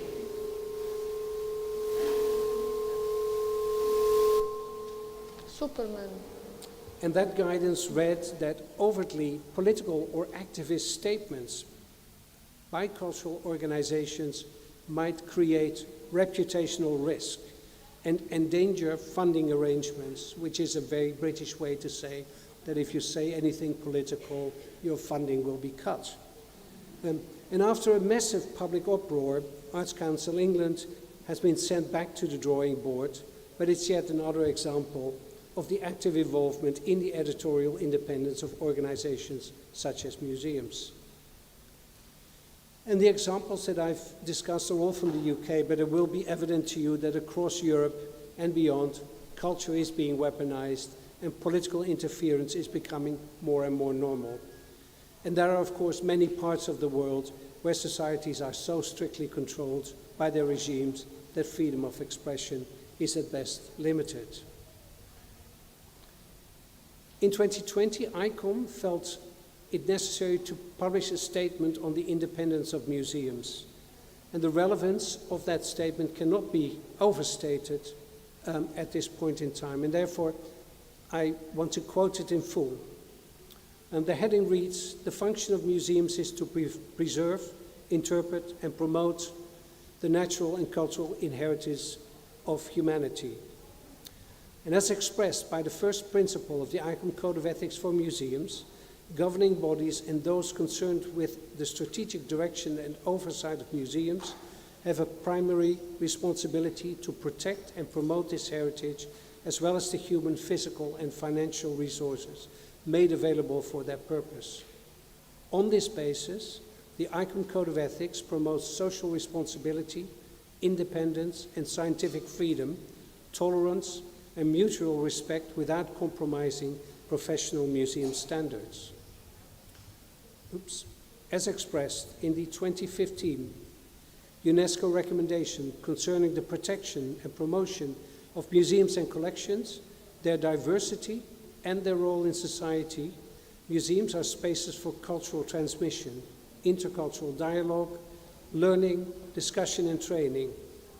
Therefore, museums play an important role in education, social cohesion, and sustainable development, and have great potential to raise public awareness of the value of cultural and natural heritage and of the responsibility of all citizens to contribute to their care and transmission.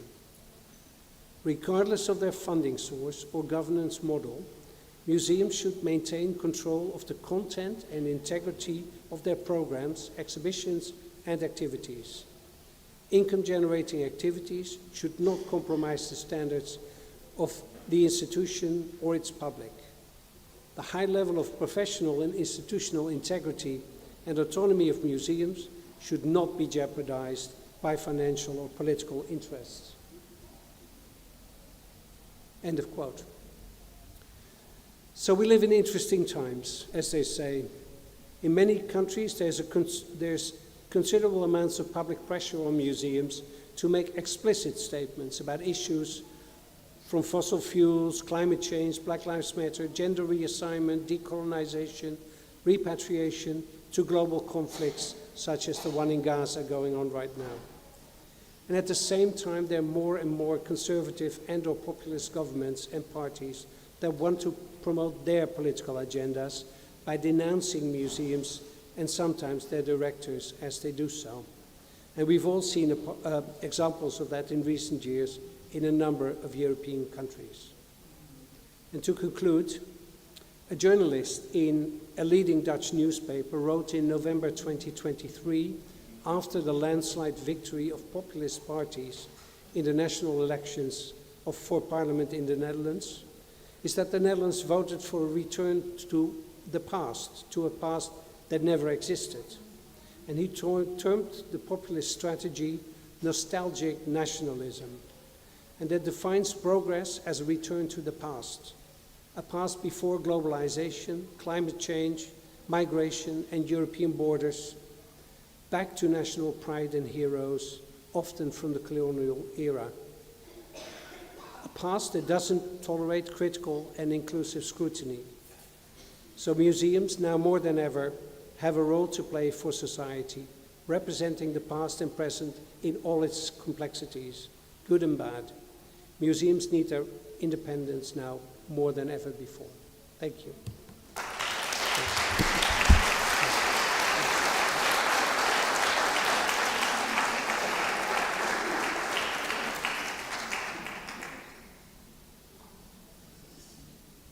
Não é censura, é um problema informático que eu espero que não tenha mais consequências.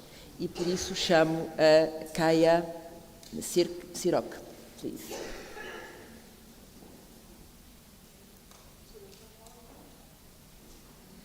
O PowerPoint está a funcionar?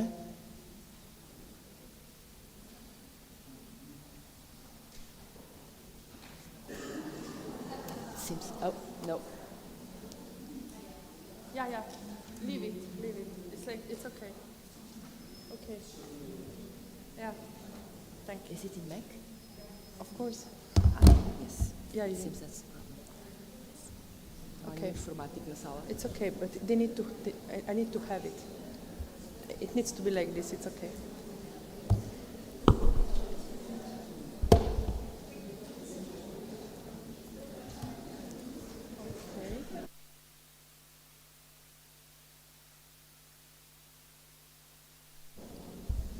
I'll go with this one. Hello, everyone.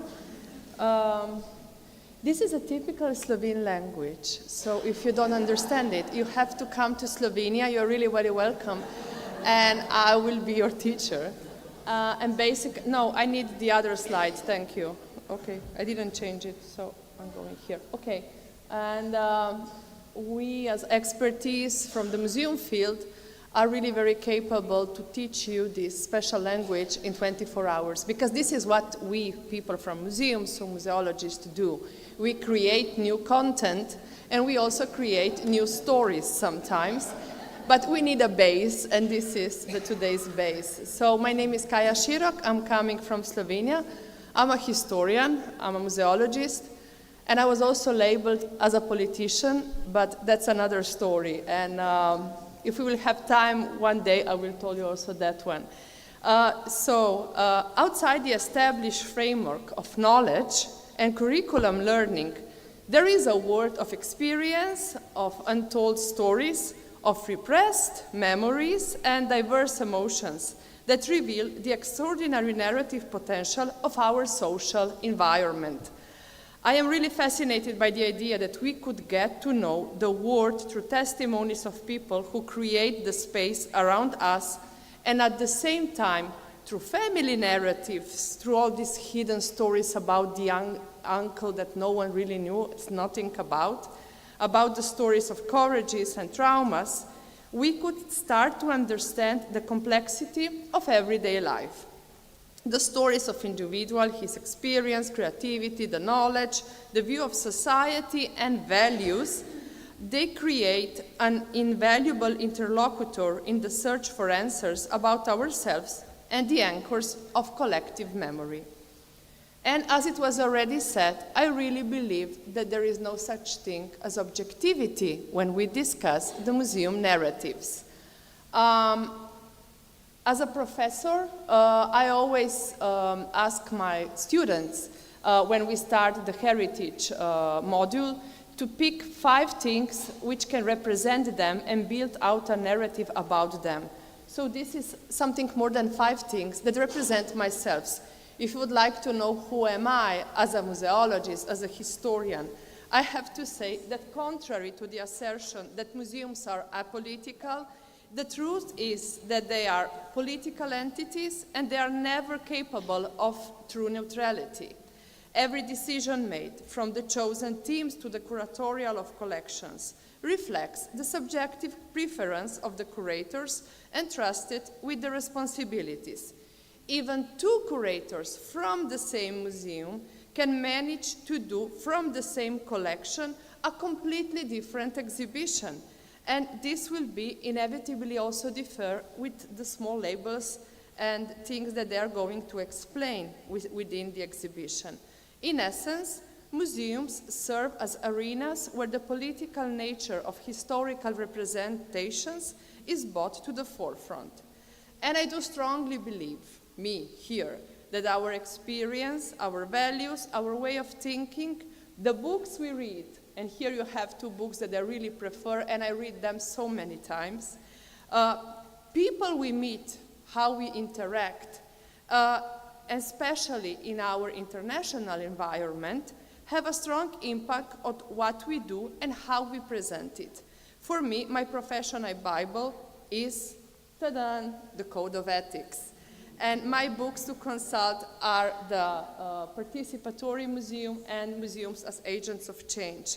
And I strongly believe that each of us, everyone here in the room, if we would pick just 2 of the Sustainable Development Goals and try to develop them into the museum narrative, we can really build a better society.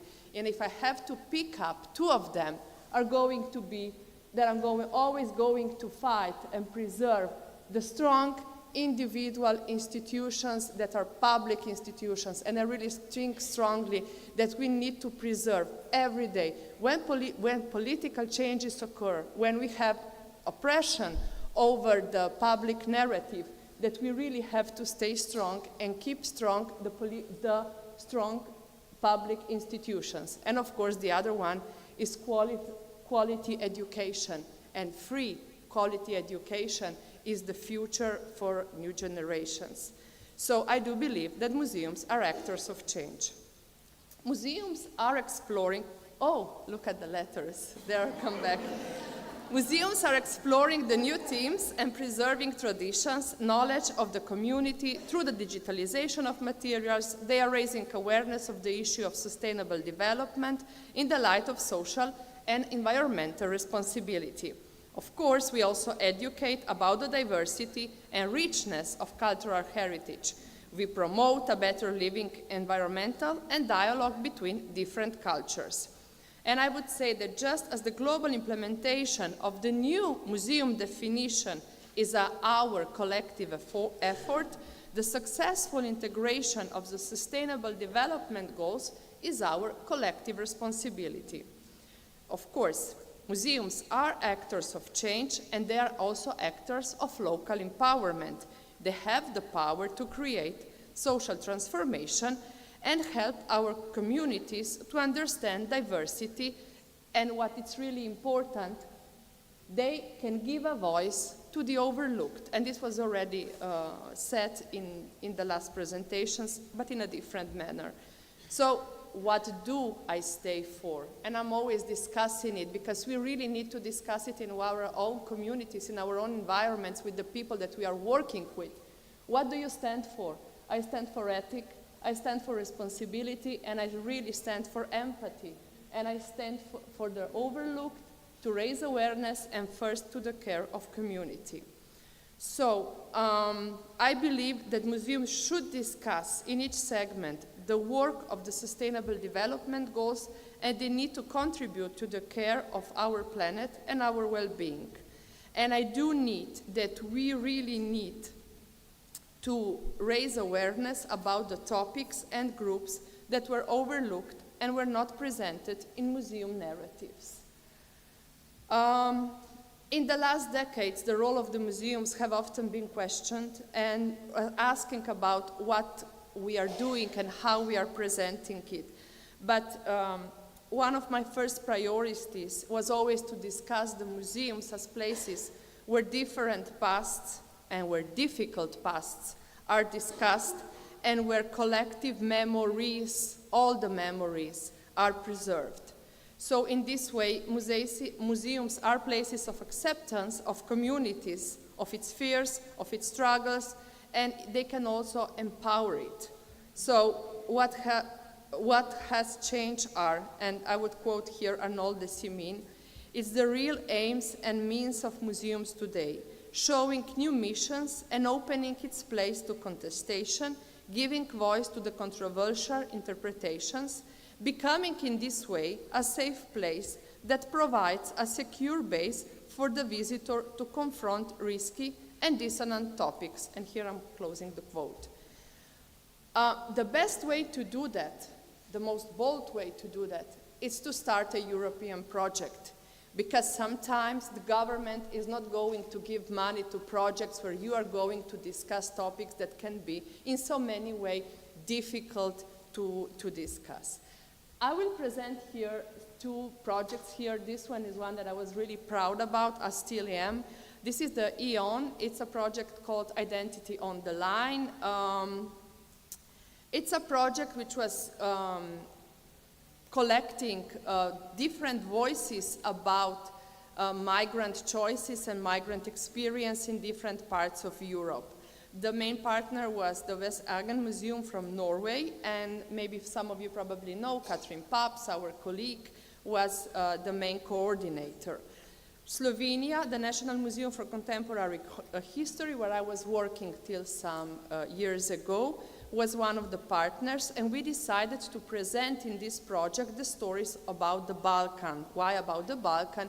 You probably know that Slovenia till 1991 was a part of Yugoslavia.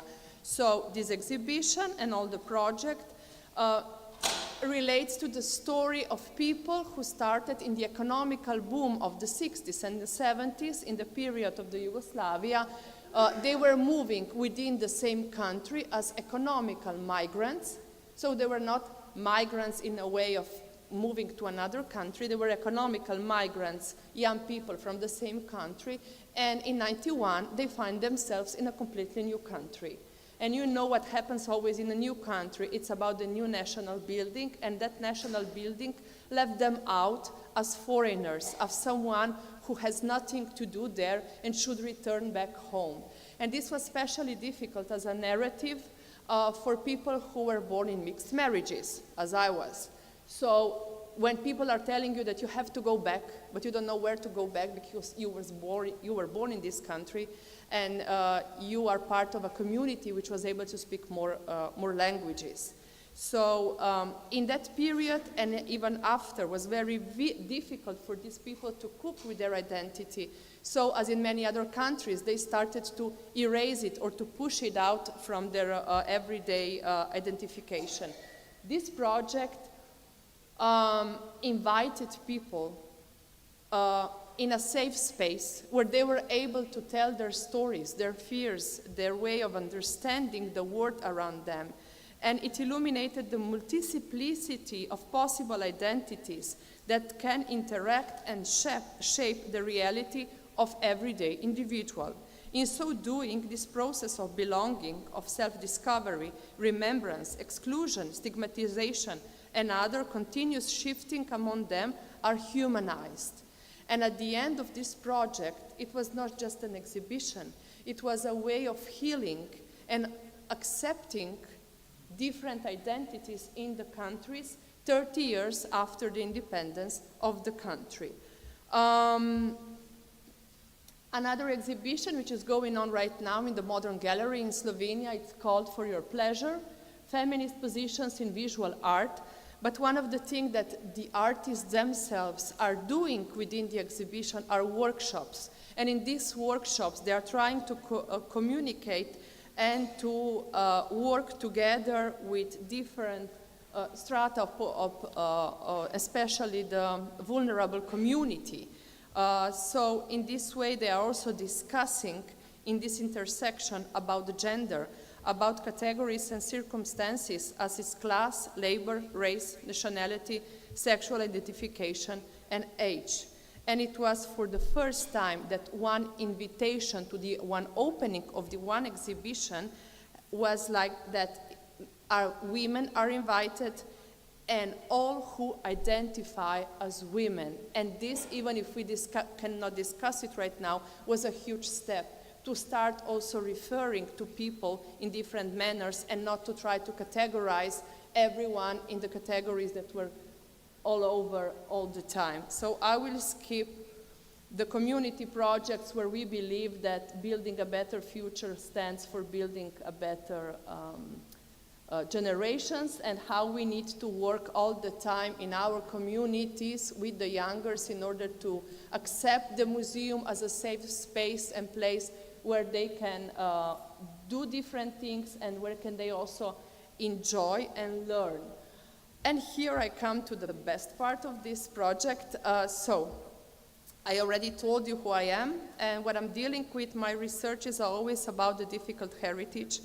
Difficult heritage was, as probably you know, Sharon MacDonald called it, it's a past that is recognized as meaningful in the present, and it's always contested and is always disputed, but at the same time can have the power of reconciliation and with positive self-affirming contemporary identity.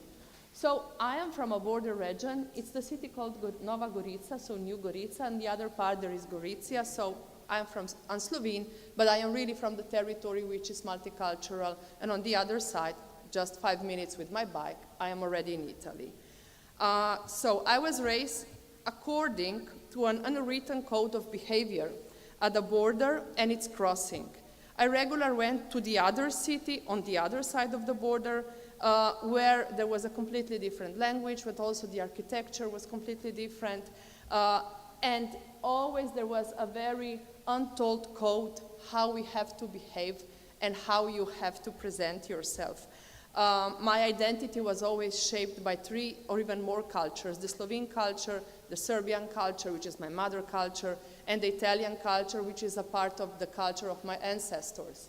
It's a long story, but it's also, it could be a movie in a certain way, but it's a multiple identity choice is something which is completely natural in these international border areas.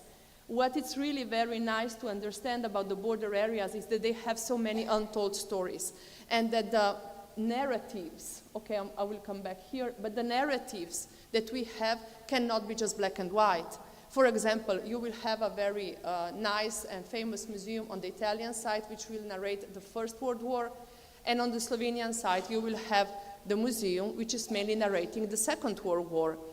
And there is no interaction, just showing that these multiple stories maybe have the same family members. It's only black and white, because we are presenting always more or less our national stories. And our national story in this area goes that more than 100 years ago, the border was there, then the border was there, then the border was here, and then the border was there again. And my grandmother, who always lived in the same house, she just changed 4 names, but she was basically all the time living in the same territory. To be quick and then to discuss the project and what is about the community, my town will be next year the European Capital of Culture, and they invited the town on the other side, so this is going to be the first European Capital of Culture which is going to be borderless. And one of the projects that we started was also to reinvent or rediscuss the museum narrative, and that in the border region should not be anymore just national, but the narrative should go beyond the understanding of these places of identity, which is full in the border areas. More statues and more monuments you have in one area, more the identity of the region is questionable, because people tend to have more and more monuments and more museums because they needed to show their own identity participation. So the project that I already discussed, it's a participatory project to build a museum in a border area that should discuss the stories and the story of the region only through the narratives of the population. So no national narratives anymore. And if you ask yourself where the border is, this is the border. So welcome to the 2 cities, and this is the border. So you can understand why I think it's so important to push for a different narrative, because where you had the First and the Second World War, which were so tragic in this border region, you really need to find a way for the next generation to cope with it, to understand the pain with the other, to start to understand the national narratives from the other side, in order to be able one day to build a society where people can understand one another without the political oppression and without any kind of political manipulation. Because you know that in time of social crisis, the political narratives are the ones which are really building new walls, and we don't wall walls anymore in this territory. By the way, this is the border, you see it here. And this was one of the special gatherings where people were drinking. This is a craft Italian beer, this is the Slovenian craft beer, so you were able to drink it on one side or another of the border. It's funny, and I took this picture just because it's funny, because it shows that we can really build a better future if we can really understand one another. And in this case, museums are really the factors of change, and they can really build a completely different narratives. I'm running out of time, I think, so I will. What is for me the base? Each of us visited so many different museums, but I would say that one of the museums that impressed me very much was the Museum of Innocence, not because of the story, but because of its visual impact. And mostly because I really believe that we should build humanity, and we should really understand the complex and difficult heritage through personal narratives. It's easier, and it's not black and white. And this is why we need it. And especially we need it in border areas or in areas with so many difficult histories, because there is a part of it which is never represented, and this is absence. We have so many absence in our narratives because we are not representing them or because we are not acknowledging them. And even there is in this book, Alida Asman wrote also about this absence in exhibition, and the absence is fulfilled every time in the depots, because sometimes some stuff, which is really very important, always remains in the depots, because we don't want to show it in order not to have problems. So the idea is to build a better society through safe places for sharing our pain and our joys without fear. The idea is to always ask people to interact with you and to give you their emotions and their fears in order to build something that can last for many decades. And it's not a nationally built narrative, but it becomes a community that's given so many stories, and it's a community that really needs to heal. And what better way to build a safe place in a new museum? So, see you next year in Nova Gorica if you would come. And this is it.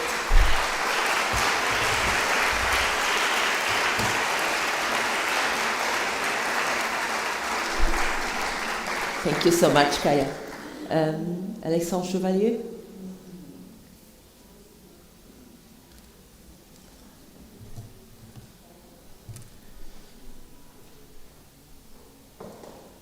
So, good afternoon. If you can set up the presentation, please.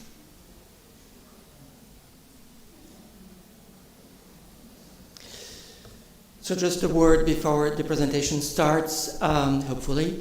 This is it evolved a little bit from the summary you got in your booklet, from a 2-hands presentation to a 12-hands presentation, as you can see here, together with colleagues from 2 other museums in Brussels, the Bellevue Museum, the House of European History, and I would like to thank them to participate in this presentation.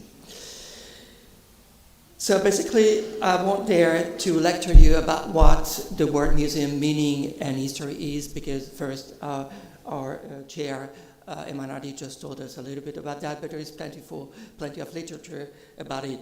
But nevertheless, museum, places of knowledge as such, museum, colleges or universities are usually tightly linked to social and political emancipation movement or periods. There are a lot of also set up to create local elites to manage foreign territories. For instance, a lot of academia are created on the wake of the Protestant reform in the 16th century, right after the creation of European nations in the 19th century, with both the goal of freeing the individual through education and giving them the possibility to act on behalf of, as a fully responsible actor of a given society. It is therefore not surprising to read on the 1867 buildings of the University of Geneva the following dedication that says, I don't know if you can read it. Oops. By dedicating this building to higher education, the people of Geneva are paying tribute to the benefits of education, the fundamental guarantee of their freedoms. Example and mention of the link between knowledge and democracy are plentiful. It is therefore not as often to say that places of knowledge, such as museums, are places for democracy, to learn it, to defend it, and to practice it. Now, just have a look together at this Democracy Index 2023 map. I've been quite shocked to see that basically I live in an imperfectly democratic country, maybe because it's a kingdom, but facts are that only 24 countries out of 195 are fully democratic. And that represents only 7.8% of the world population. So we are, as museum professionals, really have a huge responsibility in providing, in communicating democracy and citizenship. I would start to present two examples from Brussels Museum. The first one is from the Bellevue Museum. The Bellevue opened as it is in 2016. Employing a theme-based approach and with modern interactive exhibition layout, the museum offers visitors the key to understanding Belgium and Belgium as a country and Belgian society. But it is more than a museum about Belgium and its history. It is also a center for democracy. The Bellevue wants to develop an historical awareness. It is a place to experience history and democracy. They encourage critical reflection on the great importance of and on commitment to democracy, and so contribute to improving trust in democratic values. A couple of examples of workshops and activities they have. The first one is a democracy workshop that targets children from primary school to the end of secondary school, so broadly from 10 to 18 years old.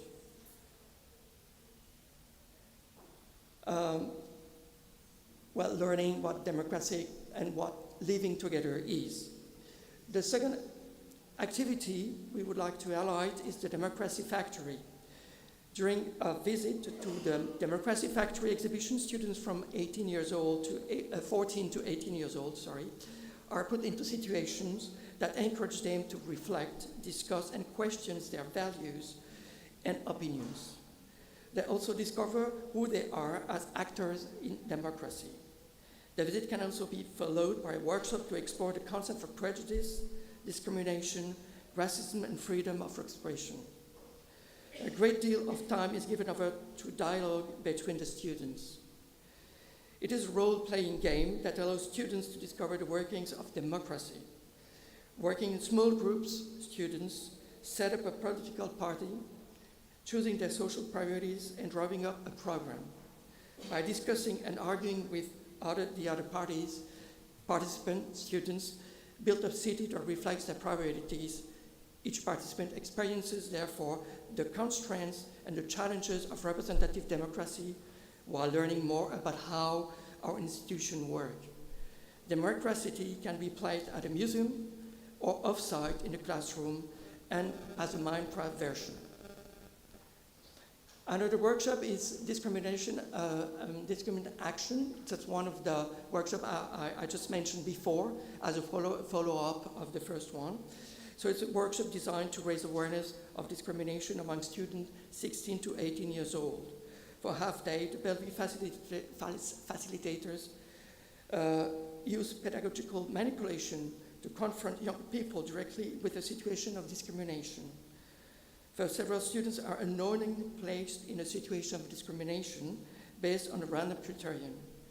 The facilitator observes the reaction of all the students to the situation. In the second stage, the facilitator reveals the manipulation and invites the students to express their feelings using various activities to explore the concept of prejudice and discrimination in greater depth.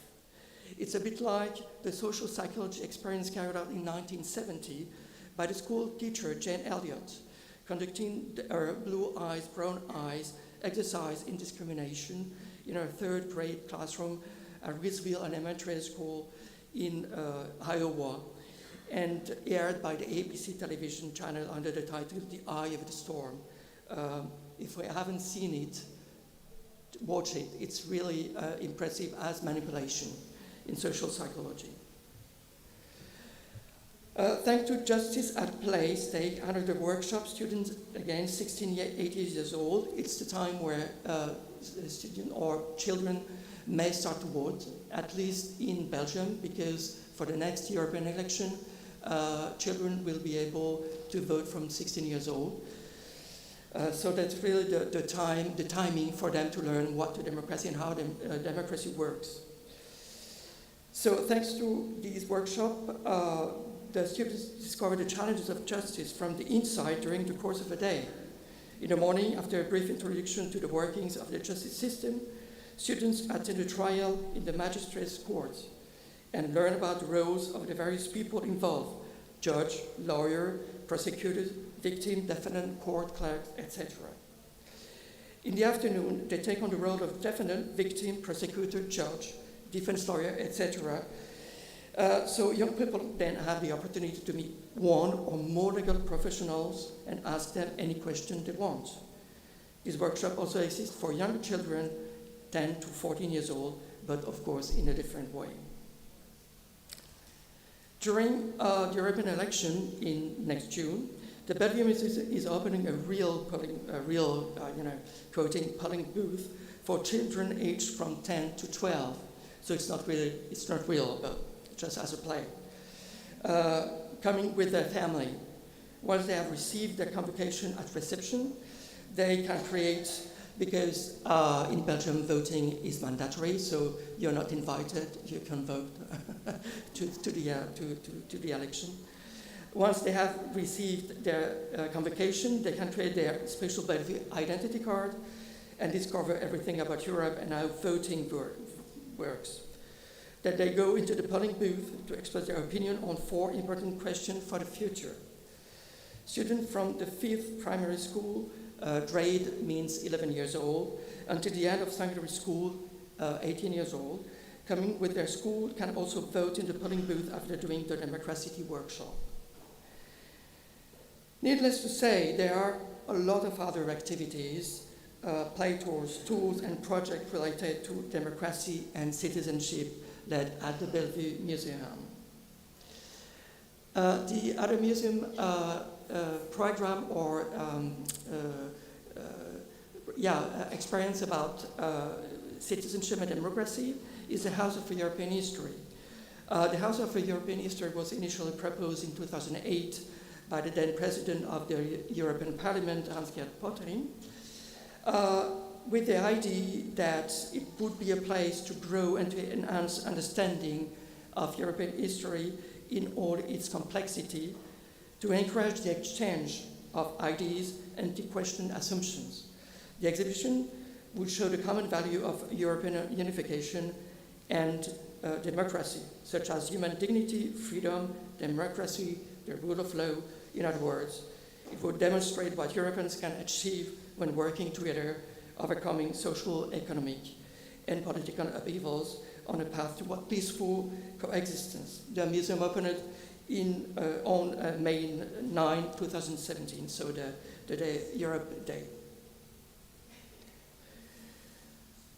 So democracy is not just an historical concept, but a living and evolving idea shaped by people. There are a lot of forms and definition of what a democracy is. So the House of European History created a guided tour about democracy.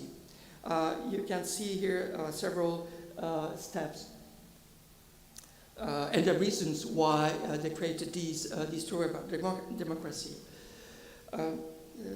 Yes, sorry. So basically, the tour is on for only 2 weeks now, but it's fully booked until the end of May, if I'm not wrong. So it really meets a lot of demand and a lot of interest. These tours use what we call visible thinking method. That is a set of routines that includes a series of questions and sequence of steps used to support visitors' thinking processes, as well as generating curiosity and exchange in the group. Visitors actively contribute to the tour, sharing perspective and thoughts, creating a collective understanding of a democracy that transcends individual experience. A guided tour in a museum is not an academic presentation, but a living and evolving learning experience shaped by visitors to create a collective understanding of democracy that transcends, again, individual experiences. The tour constructs itself based on the group participation. It gives the time to the discussion and challenge the definition of democracy that eventually comes to the group thanks to visible thinking facilitation. The tour adapts itself to the group interests and provides historical information based on the participant questions. But of course, the tour is planned to have 6 stops, but of course, according to the way the group is thinking and reacting, they may decide to skip the stops or stay longer in 1 or 2 different stops, as you can see here. So the 6 stops basically try to answer the following questions: why democracy still matters today. The step 2 is how revolutions are important democratic experiences. The third is how to ensure a free and fair system to choose political representatives. The fourth is what is the state of play of democracy in the world, and we saw it on the 2023 Democracy Index.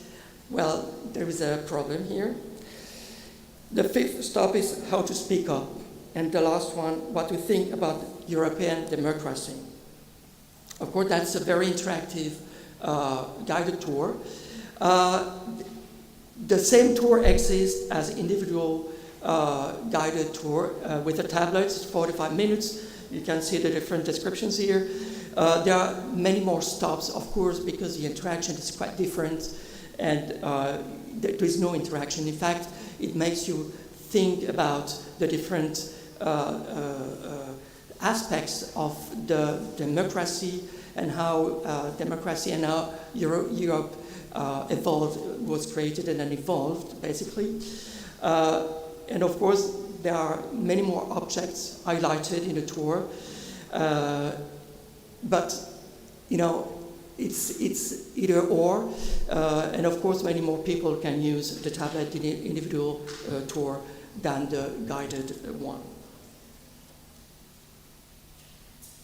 Here you can see the main step and the main historical events that are conducting, it's a little bit short, that are just, you know, conducting these visits. One, of course, can ask why the choice, how this choice has been made. Well, it's an internal choice of the House of European History collaborators. So, of course, it's not a democratic choice in this case. So, in a nutshell, democracy is a process that requires citizen active participation to be preserved and strengthened. Democracy cannot be achieved with free and fair elections, the rule of law, and the respect for human rights. Human rights are a fundamental part of a specifically European tradition of the rule of law. Voting is free and fair election is the basic form of participation in the democratic process currently. Democracy can be faked and mimicked. See People's Democracies, for instance, or the word democracy is used in many different ways, and with very different meanings, of course. And from direct democracy to transnational democracy, knowledge of its history contributes to understanding its transformation in history. So to echo the activities presented in these two museums, ICOM Belgium tried to initiate in 2024 a movement to have polling stations for European election, but not only European, but also national and regional one, because we will have everything at the same time. Not only in schools, as it many times happens in many countries, or official buildings, but also in museums. Needless to say, it didn't went without difficulties, for security constraints are high, and most of museum directors were quite shy about it. You need to close a room for several days. You have to lock all the system. Visitors cannot visit all the museum, etc.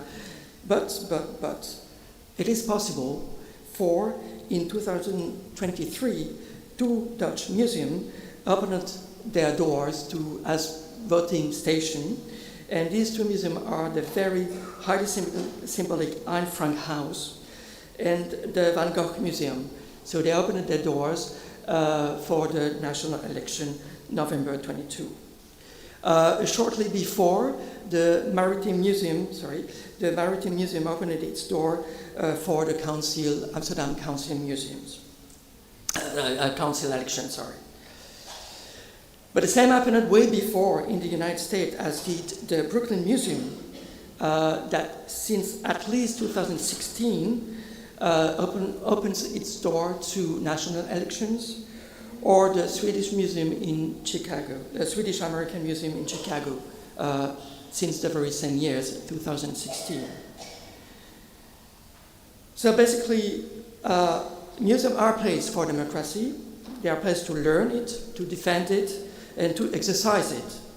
But as museum professionals, we have to be consistent and insistent in defending museum inclusivity, openness, and critical discourse in our societies. In other words, defend democracy. Thank you.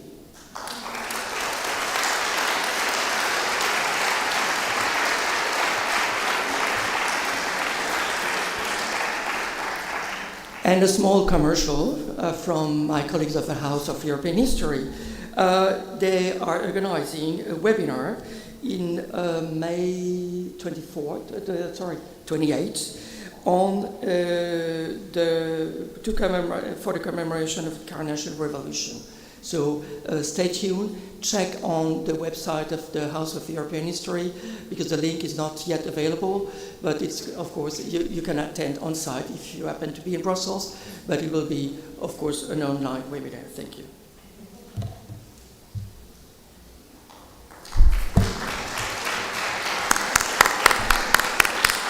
Muito obrigada, Alexandre, Débora, Steph, Kaya. Temos pouco tempo, ultrapassámos um pouco o que estava previsto. Portanto, eu vou pedir-vos que guardem as muitas questões que seguramente terão para o final do segundo painel e agora para um merecido café. Muito obrigada a todos.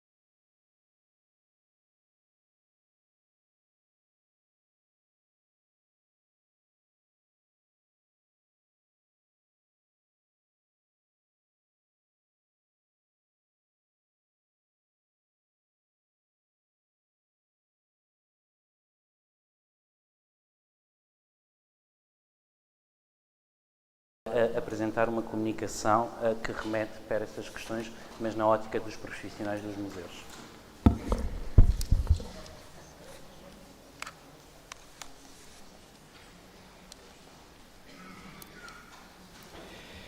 Boa tarde a todos. Obrigado a Luís Raposo e ao Comissário Executivo do ICOM e ao Co-Presidente do ICOM Portugal, David Felizmino, pela oportunidade que nos oferece de conhecer e discutir um tema fundamental para o futuro dos nossos museus. Good afternoon to all. Thank you to Luís Raposo, to the ICOM Executive Board, and to ICOM Portugal Chair David Felizmino for the given opportunity to meet together here and debate on a fundamental matter for the future of our museums.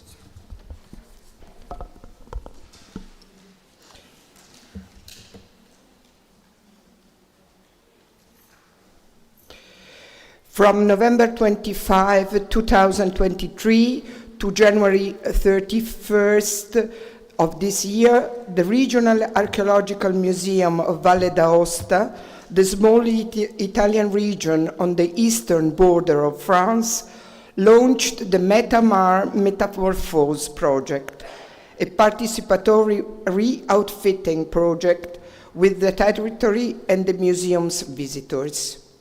This is one of the few participatory re-outfitting projects currently underway in Italy, and thus one of the few projects involving active citizen participation in one of the main aspects of Italian museum management. Participation represents one of the most significant levels of democratic politics, constitutes the next step in terms of public accessibility to the museum, and as we all know, is an integral part of the new definition of a museum voted by the ICOM professional community in Prague in 2022. A museum is a not-for-profit permanent institution in the service of society that researches, collects, conserves, interprets, and exhibits tangible and intangible heritage. Open to the public, accessible and inclusive, museums foster diversity and sustainability. They operate and communicate ethically, professionally, and with the participation of communities, offering varied experiences for education, enjoyment, reflection, knowledge sharing. That the museum has always been a political subject derives from its being the depository, like the entire cultural heritage, of the identity of a territory, of a social group, of several social groups, of a population of a state, or an aggregate of states. So much so that it has constituted, precisely because of its identity meanings, and still constitutes today, as Ukrainian events remind us, one of the major prey to social and/or military conflicts.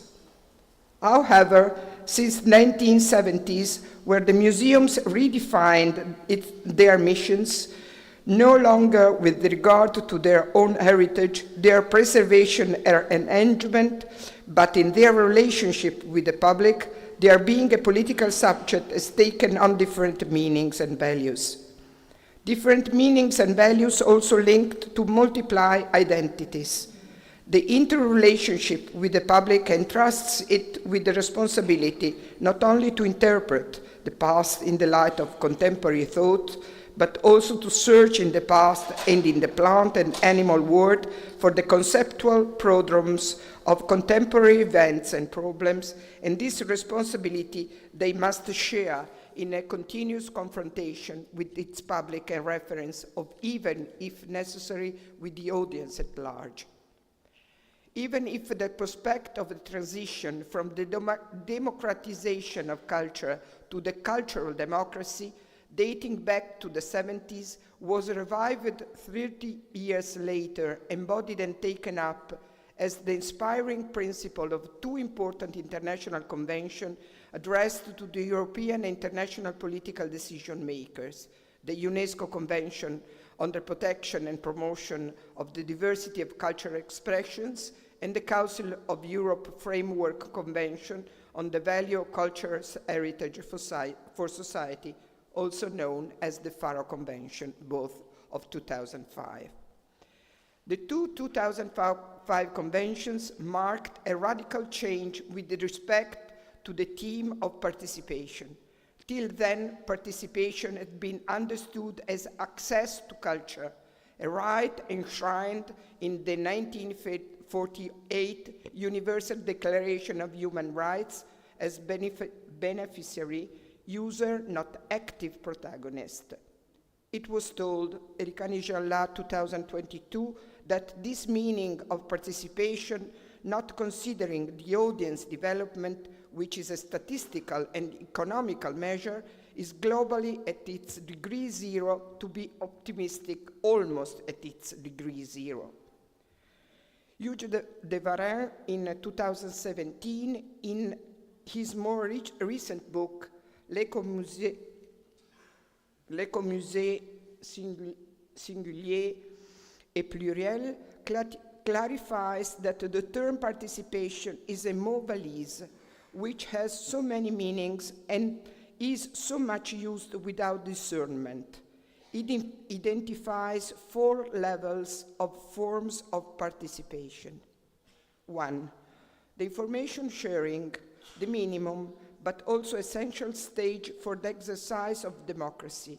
Citizens cannot behave in a civic manner, vote, express their opinion, take initiatives, if they do not have a minimum knowledge of their environment, the political, social, and economic context in which they live. Number 2, the consultation on plans, programs, and projects. That is, a request for an opinion on a dossier, a text, or a proposal. The authority responsible asks for the opinion of the citizens or the part of them that is affected before the decision is published and becomes enforceable, remembering that in France, for example, public questioning is a preliminary requirement to the declaration of public utility for planning and urban development works. Number 3, the agreement is a step that precedes the decision for the conception of a project, a program, a political action. Problems, diagnosis, hypotheses, draft solutions are presented and submitted to public debate in the community. Number 4, the co-decision or co-construction, which is the superior degree of participation because it places the community, or at least those who voluntarily participate in a dossier or project, alongside other decision makers, political, administrative, economic, cultural, on an equal condition of parity with them. His analysis, that means de Varen's analysis, joins a fundamental book on the matter published in 2010, Nina Simon's The Participatory Museum, and her importance reflection in this regard, coming up with 5 levels of active public participation. First, the first provides visitors with access to the content they seek, and this is the one satisfied by the right of access, which we have defined as degree 0 of participation. Number 2, the second gives them the opportunity to act and ask questions. In other words, it gives the audience the floor. Number 3, the third allows visitors to understand to what extent their interests and actions coincide with those of the wider community of visitors to the institution, requiring the existence of spaces that do not normally exist in museums. 4, the fourth allows visitors to contact particular people, staff members and other visitors who share their contents and interests by requiring staff to be available either in the exhibition room or in spaces similar to those identified in the previous point. The fifth makes the whole institution feel like a social place, full of potentially interesting, stimulating, and enriching encounters with other people. The problem is that the participatory museum would impact the nature of museum management and would let emerge a non-curatorial managerial class introducing a new curatorial model. It appears immediately clear that the participatory museum should profoundly change the work of exhibition making and curatorship. This happened in a certain number of institutions, mainly ethnographical, in Francophone Canada, Quebec, France, and Northern Europe, even in Italy, as Pietro Clemente illustrated in recent entries. To understand better the Copernican revolution that should be introduced, it is worthy to read some consideration offered many years ago still by Hugues Varin, who described the museum at those times, that means 2006, as a club for big museums, mostly arts and history museums from Europe and North America. In other countries, museums followed the models set up in the old world, which was the rich world and the leading first world. Museology was not yet an academic discipline, and museum professionals were distinguished scholars dedicated to the advancement of their respective fields of expertise. This had a strong impact on some young museum professionals who were more interested in the ways that museums could be of service to society, the discovery of identity and independence, rather than in pure scientific research. And clarifies the museum was a place of advanced research on human and natural history. It was geared toward the production of a disciplinary, specialized exhibition whose narrative drew from object-based research and were conceived through the voice of the scholar-curator. Museum work was an extension of academia, and its related research and fieldwork practices were based on generating specialized knowledge with visitors expecting exhibitions to be opportunities for encyclopedic learning.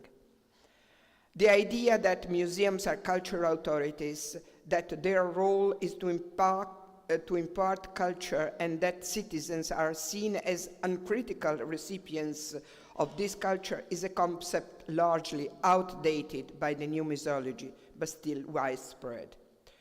From the protection of human rights to that of the environment, our institutions can no longer afford to be neutral places of preservation, exhibition, and study. The museum should be the first place to inspire new generations and become a new hub for ideas for the future, an antidote to illiteracy, populism, and racism. Attempts at change are not lacking even in Italy, but apart from the exception with which this intervention began, they constitute partial episodes, isolated with respect to day-to-day museum management, often observed with sufficiency, if not opposed by a part of public opinion, if not by political decision makers. However, they reaffirm the political role of the museum and could be examples for an innovative and virtuous practice. Among these, I would like to mention an important project, now dated, but which started the relationship to the Egyptian Museum of Turin with the Egyptian and Arab communities of the city. Lucky those who speak Arabic, a promotional campaign for Arabic-speaking citizens to be increasingly part of the community with which they have chosen to live and share the future, which offers free guided tours in Arabic and room texts, video guides, and family tour route for families in Arabic. The second is a recent intervention by the non-violent group Bruciamo Tutto, Let's Burn We All, within the exhibition dedicated to Artemisia Gentileschi currently taking place in the Palazzo Ducale in Genoa. The group colored in red a room with a double bed and covered the paintings of Agostino Tassi, the great painter's first master, to denounce the mystification of Artemisia rape and public denunciation of her Roman colleague. The mystification was that of juxtaposing Tassi's paintings with those of the great paintress, and exemplifies the episode of a double bed, an idea that is, if anything, in a bad taste. Mystification which addresses the serious problem of violence against women, a problem that has been a pressing issue in Italy in recent years. The relationship between contemporary artists and the museum collection is another aspect of participation through the contemporary reading of the collection and more generally of the use of ancient paintings as bearer of concept of the contemporary world. An example of this is what the naturalized Spanish-Chilean artist Sandra Gamara Echinqui is presenting in these days, soon to be enjoyed by all in the Venice Biennale 2024, to her reflection on the painting of the past set in the tones of Chilean ceramics. She adds her strong personal mark, which is intended to be a denunciation of the social and political injustices of the past.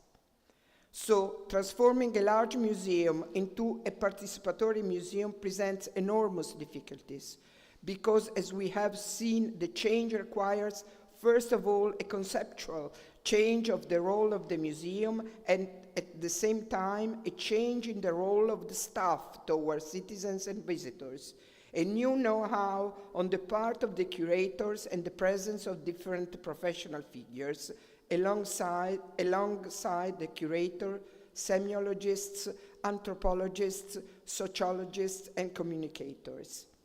The object, nature, archaeology, ethnography, art history, but simply become semaphores of a narrative path accessible to the 21st century public, bearers of universal meanings for different audiences. So difficult that Nina Simon herself in a recent interview admitted how her work was simplified by the location, a small museum, and the geographical proximity of the target groups. Conceptual change has been said, first of all, of museum professionals, but also of policymakers. As in the past, it should be remembered that in the struggle for control of the future, politicians have already considered museums to be fundamental and often considered the idea of the big museums the ultimate web decision maker to turn the works of the collection into media icons and to build a media interest around them. It is more economically interesting to transform portions of museums into major tourist attractions and to provide ample space for tour companies that travel across Italy in 4 days, reserving 2 days in Rome between the Colosseum, the Roman Forum, the Sistine Chapel, and the Campidoglio, 1 day in Florence between the 4 first rooms of the Uffizi, Michelangelo's David, Piazza della Signoria, Ponte Vecchio, Piazzale Michelangelo, and 1 day in Venice between the Rialto, Piazza San Marco, and the Doge's Palace. All this rather than investing in new professionals and training for a museum that is not for big tourism, but for citizens. And that is why we must not stop calling for the necessary professional figures and in-depth training for the museums that we want. And this is why the choice of new museum staff cannot be made by the choices of politics. And that is why the new directors of autonomous major Italian museums must only be chosen by commissions of professionals in the disciplines and museologists. And the last word cannot be given, as has been the case in Italy since 2015, to the Minister of Culture, who decides on the name of the director from a trio proposed by the Commission, raising the possibility that politics can meddle in appointments in all museums as a possibility that's absolutely unacceptable. It is only through the selection of a capable and well-prepared professionals within the museums that accessibility and participation in the management of our institutions can be ensured to become a real practice and not a rhetorical term. Grata per attenzione. Thanks for your attention.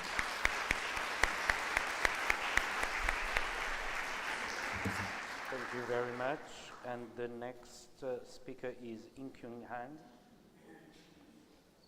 The floor is yours, please.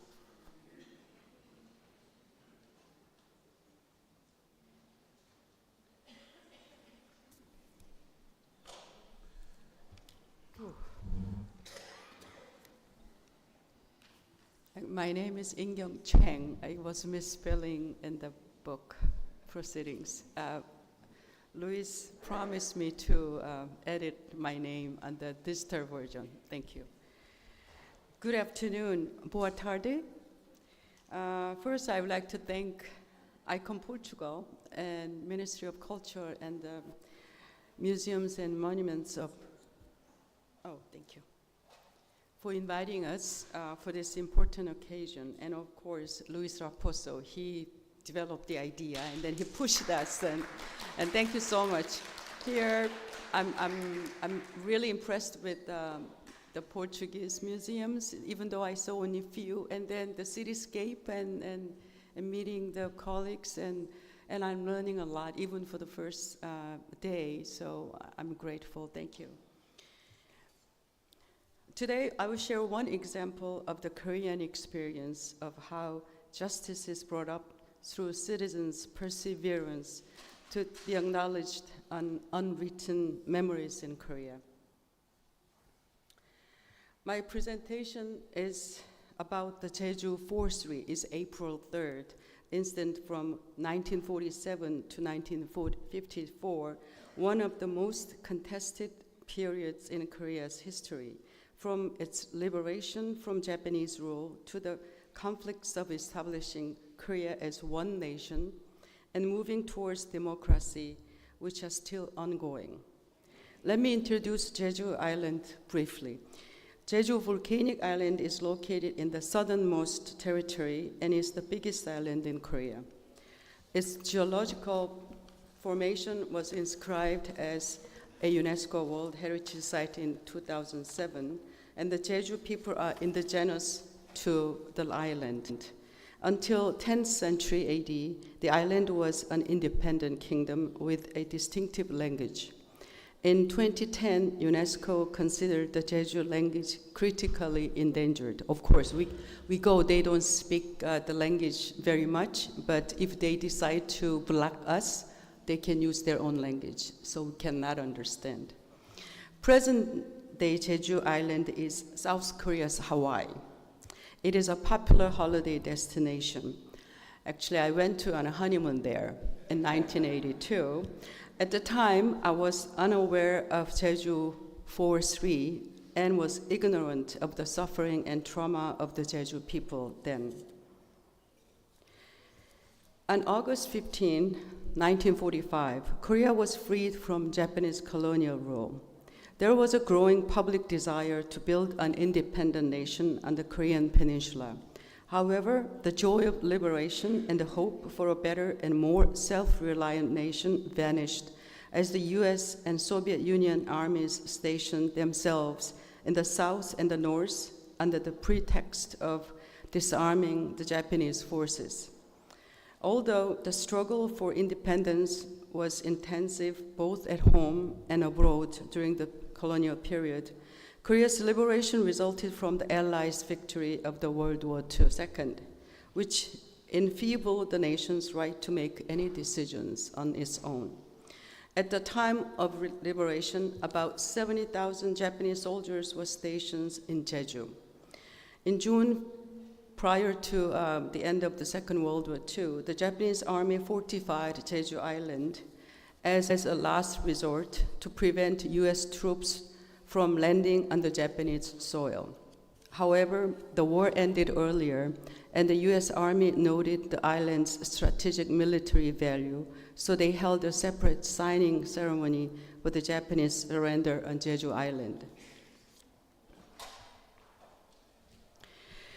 After Korea's liberation from Japanese rule, a throng of young people from Jeju who had been taken to Japan's factories and battlefields returned home.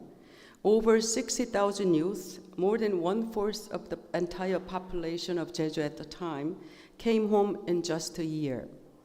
Those who had personally experienced ethnic discrimination were eager to establish an independent nation. The movement for self-governance led to the formation of a People's Committee, which nowadays is considered lefties or communism. But at the time, their main focus was to boost the education level in Jeju Island. Initially, they had a good relationship with the US military government. However, their close relationship began to crack in 1947 when the March 1st Independence Movement Day celebration broke into shooting to the civilians. The US military intelligence report at the time described, quote, those who had long been unable to forget that the leftist mobs brutally assaulted their fellow police officers in the fall of 1946 in an incident in another part of Korea. The US military government considered Jeju Island Red Island, that's in Korean is communist. The suppression of the US military started with the collaboration of rightist South Korean government and intensified in Jeju. Nevertheless, in 1948, the South and North established separate governments. That's why we call it, we are never South Korea, but we say South Korea, but it's Republic of Korea, and then North Korea is People's Republic of Korea. So,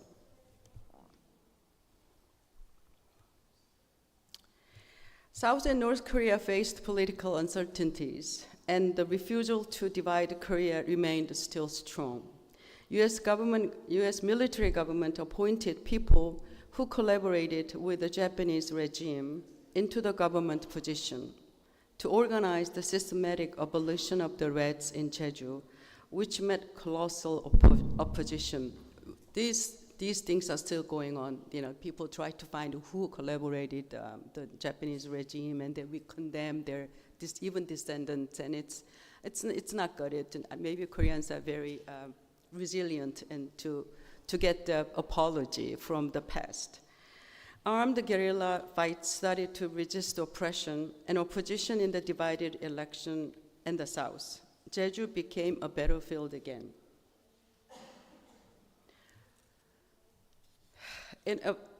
To make 7 years very short, there are so many incidents with the pictures. Actually, after the honeymoon, I went to Jeju a few times, but this time, last month, I went to visit the museum again to remind myself with a story and then take some pictures.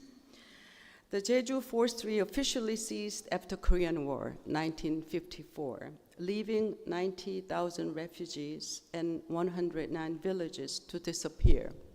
They disappeared totally, they burned down. And of course, among the 90,000 refugees, there were women, children, and elderly people. There's civilians. The Jeju was branded as the Red, and consequently, the national security law discriminated against any person who was associated with Jeju's Force 3 and communism. The stigma of the being Red is still very strong, and reconciliation is still going on. Until 1980s, democratic movement began in Korea. Jeju Force 3 did not exist in Korean history. Even for me, that I got my first passport in 1981, that we had to had an anti-communist lecture to get the passport, because it was very, very strong in Korea. Because Korea is totally isolated, like an island. North Korea and China at the time it was, in Japan we are supposed to hate them, and then it's an island, it's not peninsula. So for us, it's the associated with the communist is a huge stigma. If you listen to a radio of North Korean broadcasting, you would go to jail. When I was in college, it was really horrible. But in 1978, a novel came out, a narration of a girl who followed a deceased relative's life story, who suffered severe trauma and eventually committed suicide. The book brought out the memory of the victims and the movement to find facts and recognition of the Jeju forestry studied. Engaging 24 civil organizations, with a really civic society. It took more than 50 years for the Korean government to acknowledge the Jeju forestry realities even existed and its massacre of civilians. In 1999, Congress passed the Jeju Forestry Special Act, which enabled the start of the unofficial investigation, eventually which led to the establishment of Jeju Forestry Peace Park in 2008 to commemorate, reconcile, and educate about the cruelties of hatred and crime against the civilians by the political power and war.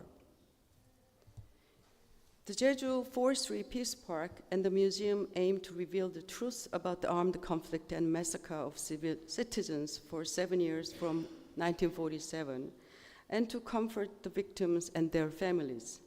The museum conveys the tragedy of the time with a vivid voice and did not come out of textbook, because I didn't know until that I visited Jeju. Accidentally, I went to the museum.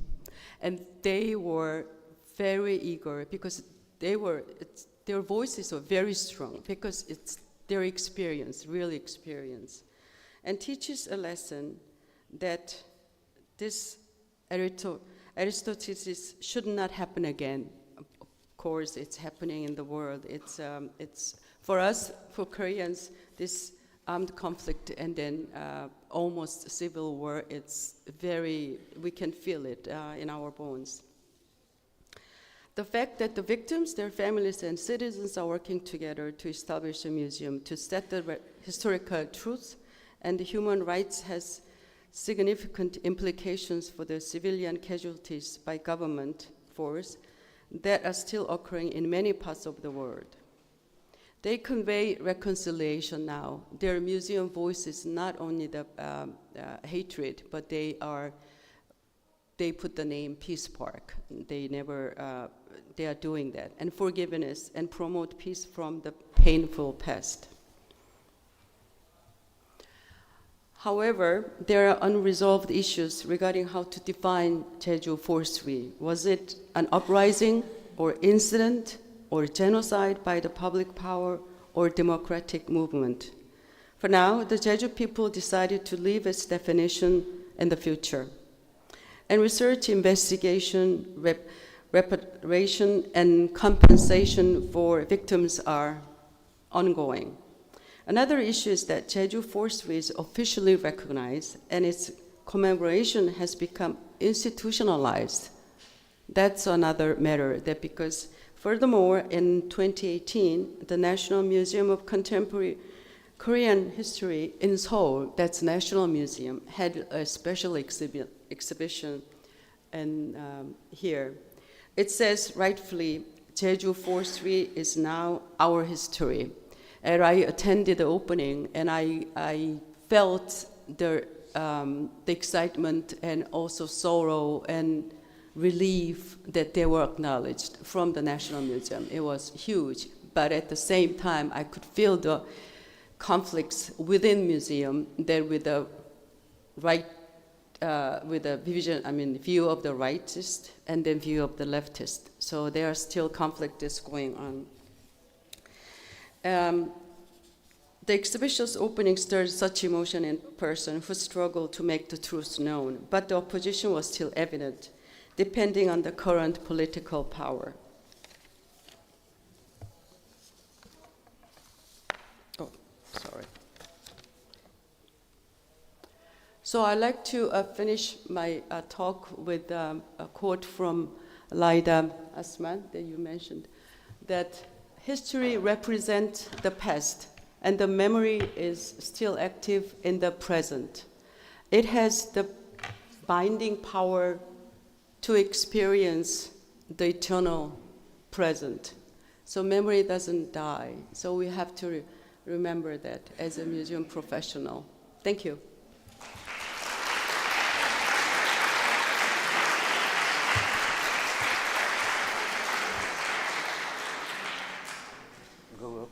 And the last speaker is Antonio Rodriguez from is the chair of the Advisory Council of ICOM.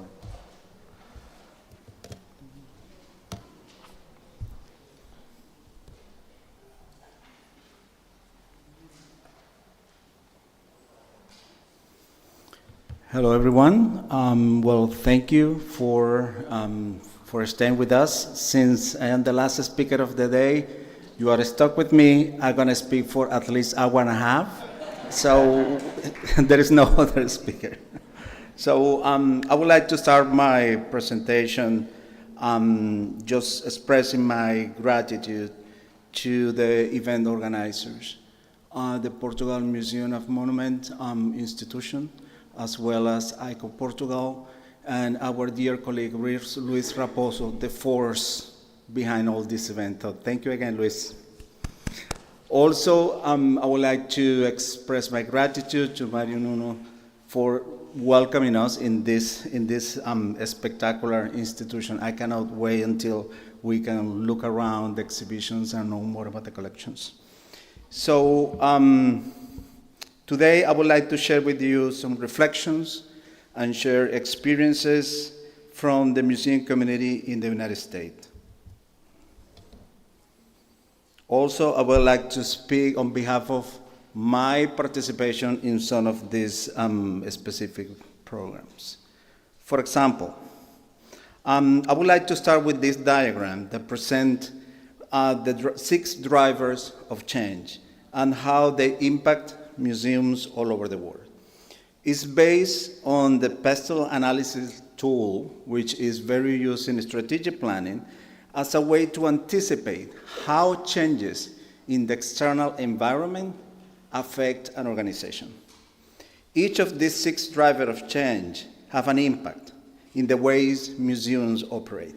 That's why I call them, instead of drivers of change, I call them the forces of change. Some of these drivers of change may affect negatively the work of museums, while others might even present opportunities for these institutions, right? So the 6 forces of changes that we have include political, as a way to describe those factors that concern the changes in the political climate of a nation at all levels, from the central government to the state, even to the local. Then we have the economical changes that relate to changes in the economical landscape, including drastic reduction on museum budget, variation on public and private financial support, philanthropy and charitable contribution, among others. Then we have the social factors that include basically concern about what is occurring in society and how this aspect influence the work of museums, including, for example, changing demographic, including immigration, new audiences, social justice, among others.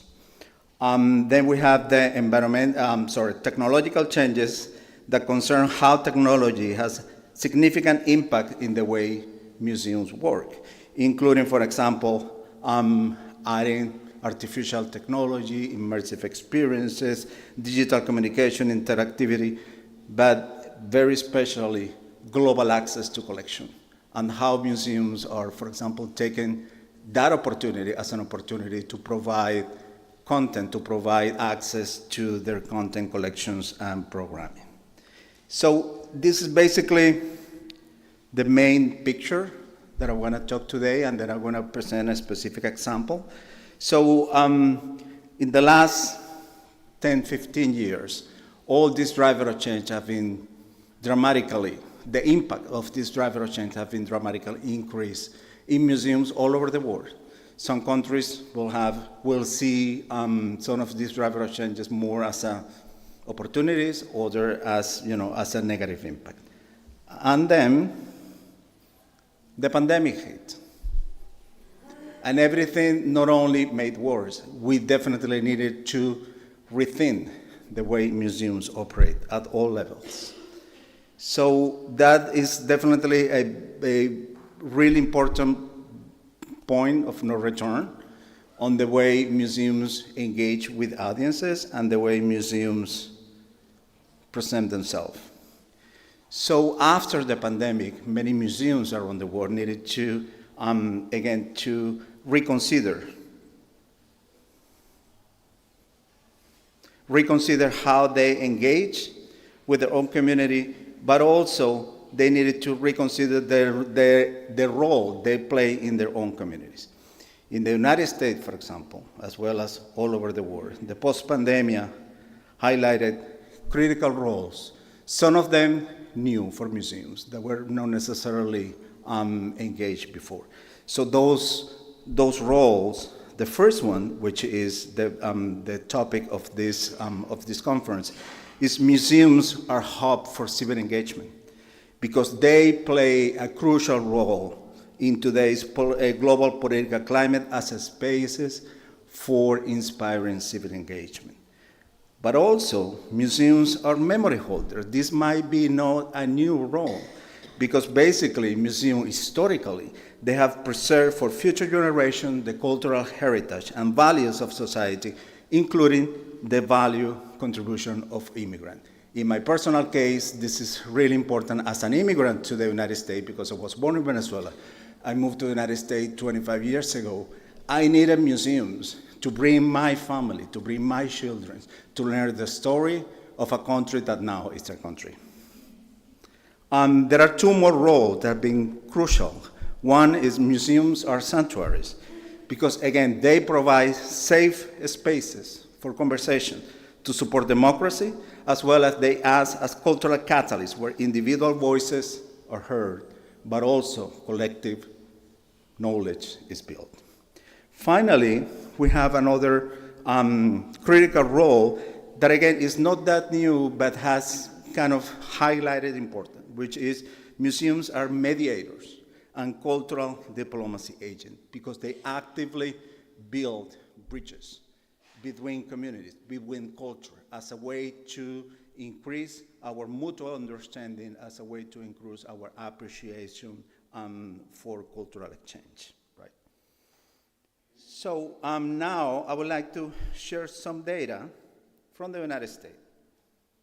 For example, last year, the American Alliance of Museums conducted a survey among people that go to museum goers, to understand what their vision is in terms of what the museum should be doing. One of the findings is that museum goers believe that museums should be places that help people to think critically and build a skill to empower civil participation. Some of those results are here. For example, 9 in 10 Americans believe museums contribute important economic benefits to the communities. Also, 97% of the respondents believe that museums are educational assets for the communities. Also, 97% of the Americans will approve of elected officials who had taken legislative action to support museums. And this is a connection with the example that we're going to talk now. But then 96% of the Americans want federal funding for museums maintained or increased. So now I would like to talk about a specific program that allows museums in the United States to make their case and engage lawmakers in securing more support for museums. That is the Museum Advocacy Day. It's the annual Museum Advocacy Day that was started by the American Alliance of Museums in 2008. So the AAM, the American Alliance of Museums, organized meetings for each of these participants that goes to Museum Advocacy Day. So these meetings are between the attendees and their own elected officials. So basically, every year in February, people from all over the country goes to Washington, D.C. to meet with their elected officials to make the case for more support for museums. Again, it was initiated in 2008, and I have participated in at least 10 of those 16 advocacy days. The event is basically organized around 2 days. The first day, all the participants from all over the country receive training and the most updated information they will need to make successful meetings on Capitol Hill, including voting record for the representative, meaning the senators or the representative, meaning if they support museum in the past or not.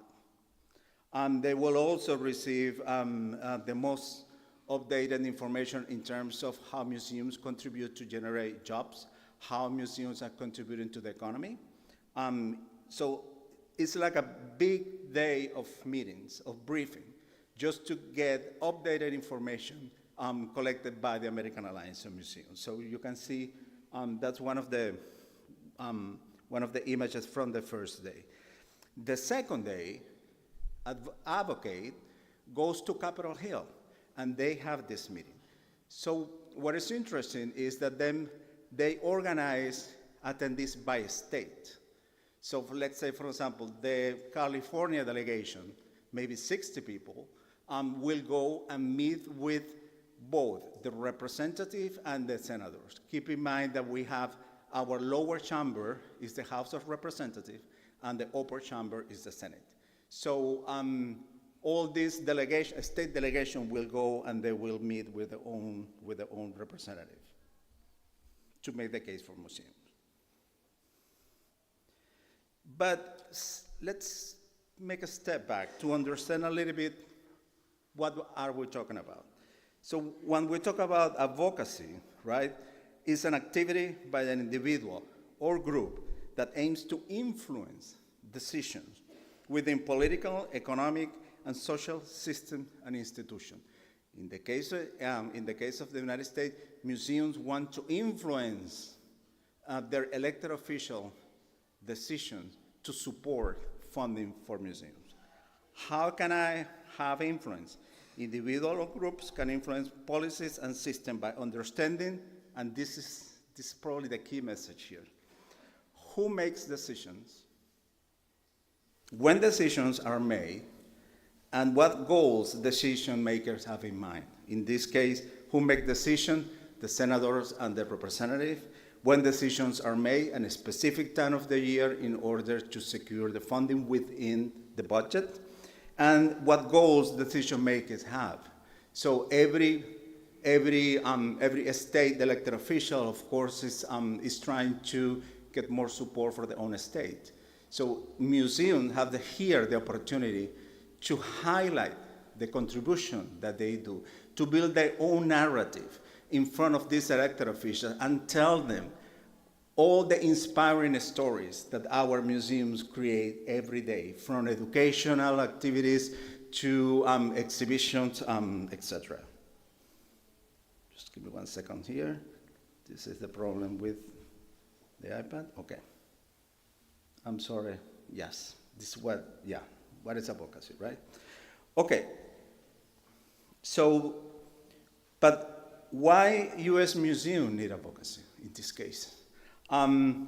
With 2/3 of museums still experiencing reduced attendance compared to the pre-pandemic time, the museum field still facing a long recovery from the impact of the pandemic.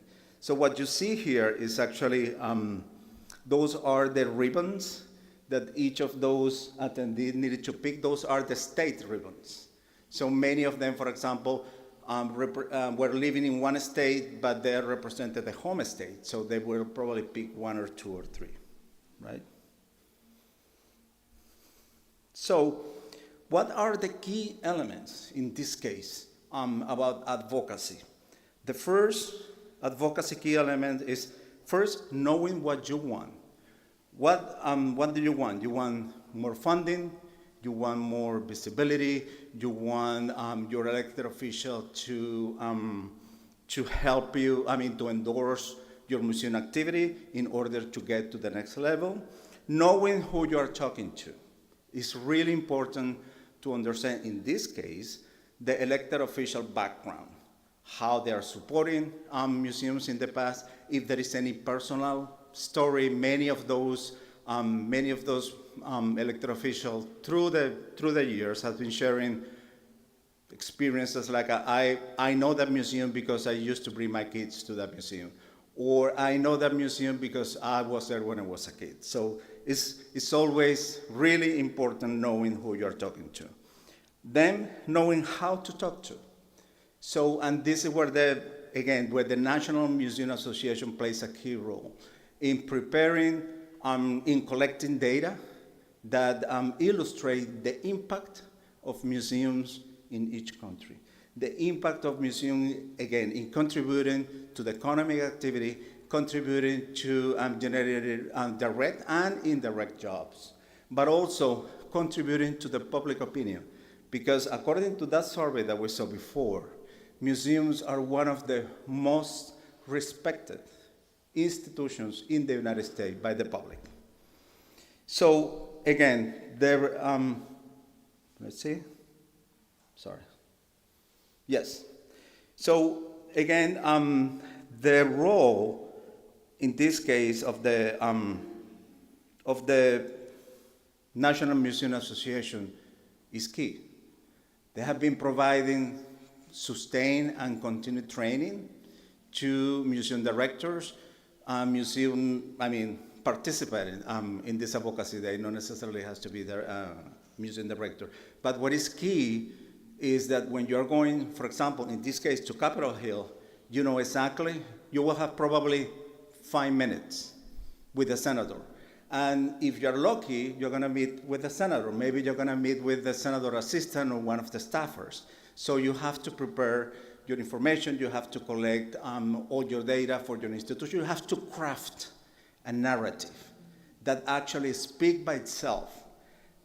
Other thing that is really important is when those elected officials are going back home to their own state, it's an opportunity for museums to invite them to the museum.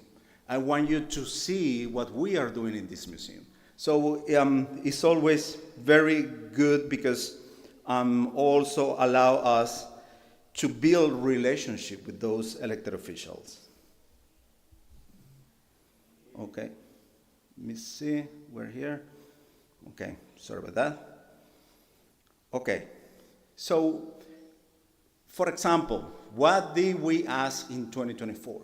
Again, this was last week in February. So in 2024, museums advocate, urge the Congress to approve, to support at least $55.5 million in fiscal year 2024 to fund for museum funding, and at least $65.5 million in fiscal year 2025 for museum programs as part of the Institute of Museum and Library Services. And here I need to make a little bit clarification for you to understand a little bit the U.S. museum funding model. So different from European countries and Latin America, we don't have a Ministry of Culture. The way the federal government provides funding for museums is mainly through 3 institutions, federal institutions, public institutions. Those are the Institute of Museum and Library Services, the National Endowment for the Arts, and the National Endowment for the Humanities. Mostly all those institutions receive funding from the government, and they provide access to those funding to museums. But also, we ask this year to all our representatives and senators to sign letter for robust funding for museums. We also ask legislators to include charitable deductions in any forthcoming tax package and co-sponsor the Charitable Act to renew and expand this deduction. So here you see a picture. This is a group of current and former members of ICOM US during one of the breaks. Each one of us were meeting with different states. So here you can see a little bit of, our experience as a group. Okay, so I'm just trying to follow this. Sorry.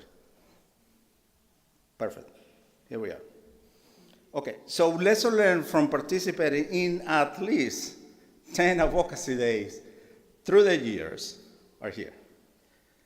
First of all, the value of getting together as a museum community.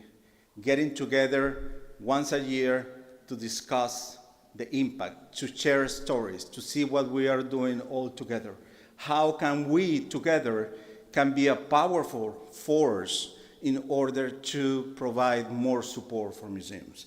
The second, check best practices and resources to see what is available around from every previous year that could be used in this process. Third, really important, get familiar and share data report. It's absolutely important to collect data, to understand in charge, to present the case for more support. We need to have data to support that. In the case of the United States, for example, there is a wonderful report that I have probably somewhere that is a survey report that presents the contribution to museums to the U.S. economy. It's called Museums as Engine, as economic engine. So those reports are absolutely key in this process. Then we have, collect your own data, highlighted your museum contribution to the community, income, support education and school program, and also how your museum create direct and indirect jobs. Share your stories with decision makers and elected officials. That's really important. Identify who is the key person you need to talk to. Let's see. And connect your museum work to the national agenda.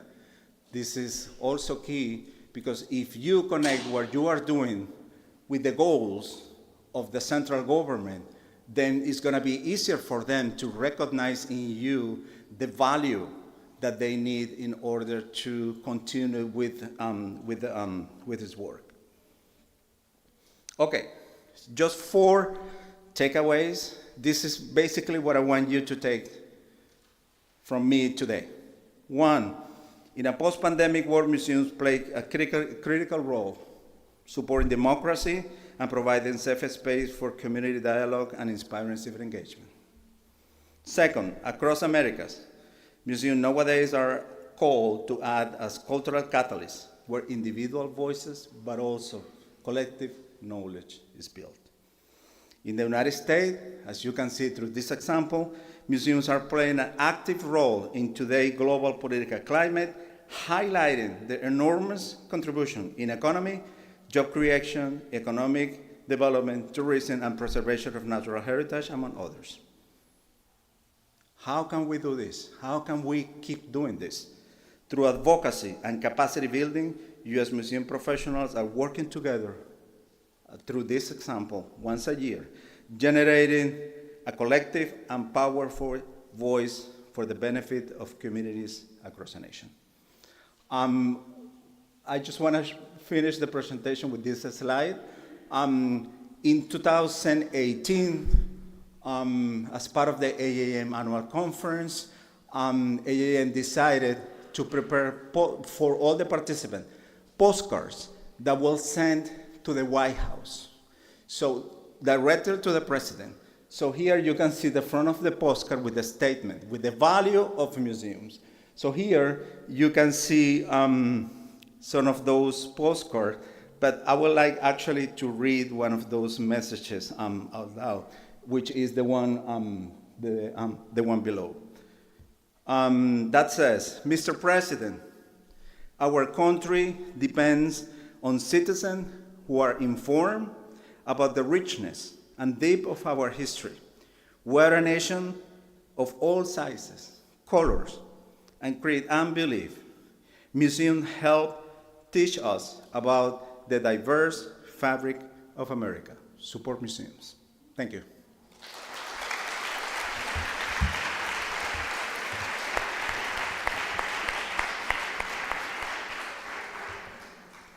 Estamos muito atrasados, mas ainda temos tempo para 3 ou 4 perguntas.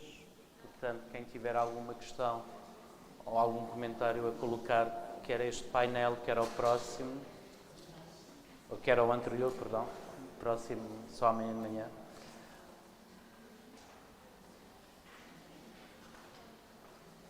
Alguém tem uma questão, queira levantar um comentário? Alexandra, ali. Uma pergunta, não sei quem é que tem o microfone. Sim, agradeço.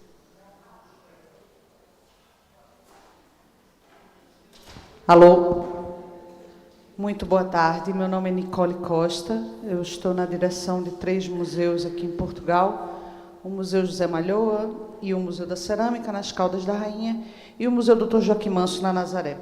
Sou brasileira. Bom, primeiramente, muito obrigada pela programação, pela tarde, agradeço a Museus e Monumentos e ao ICOM Portugal pela organização e parabenizo a vocês.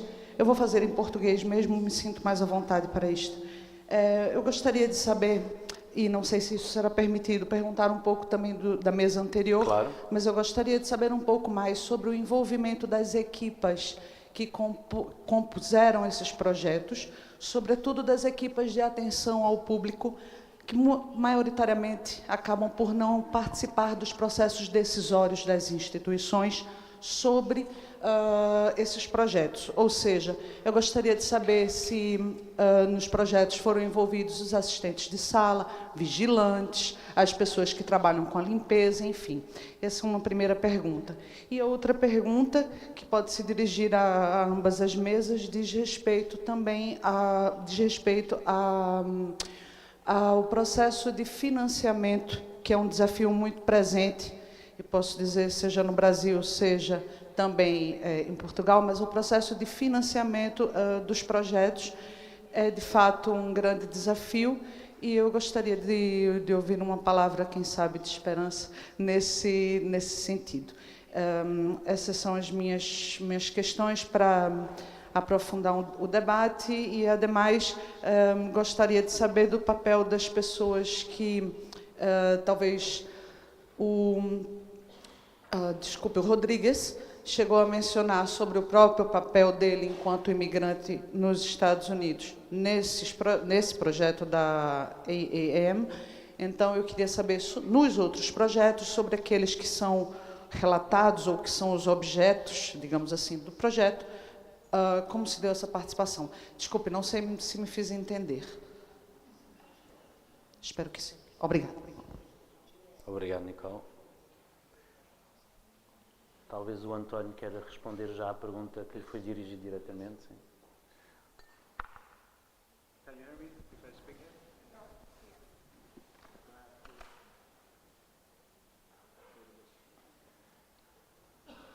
Can you hear me now?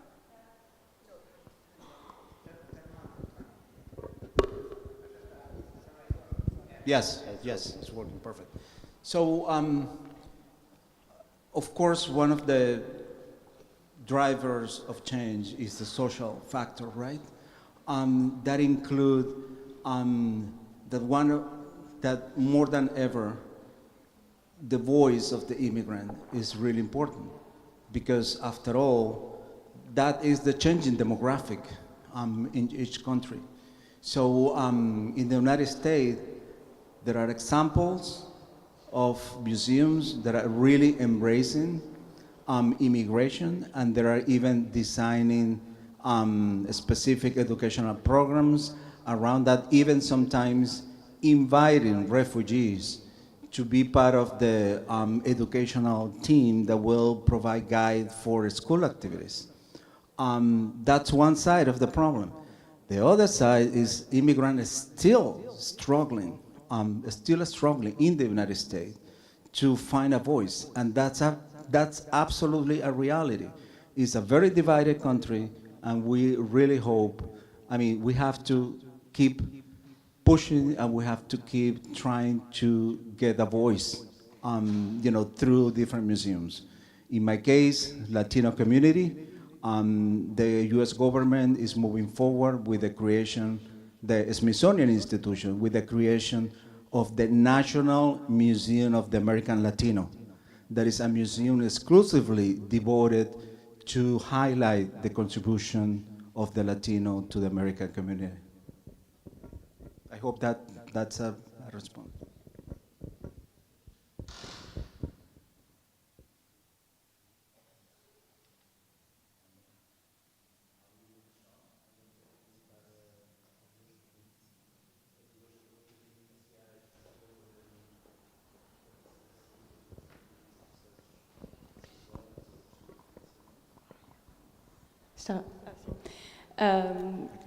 Eu vou falar em inglês porque eu tenho uma questão para o Sr. Rodrigues. Yes, Mr. Rodrigues, I'm going to speak in English for you.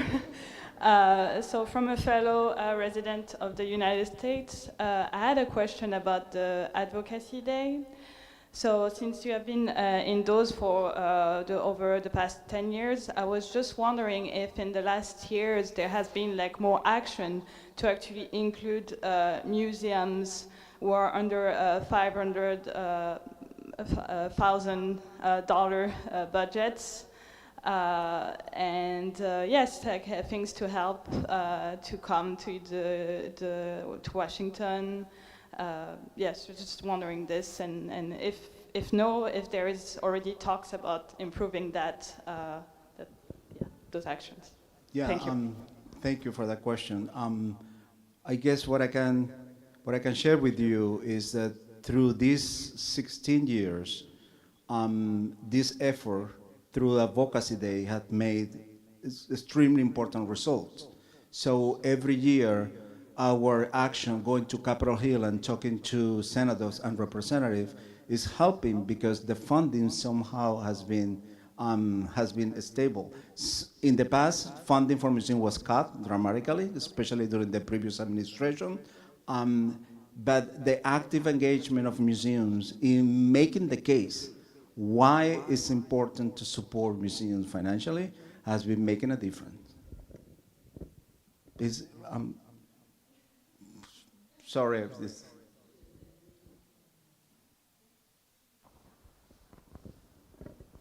But maybe other colleagues can also contribute. Later. So more like it seems like it's mostly like art museums.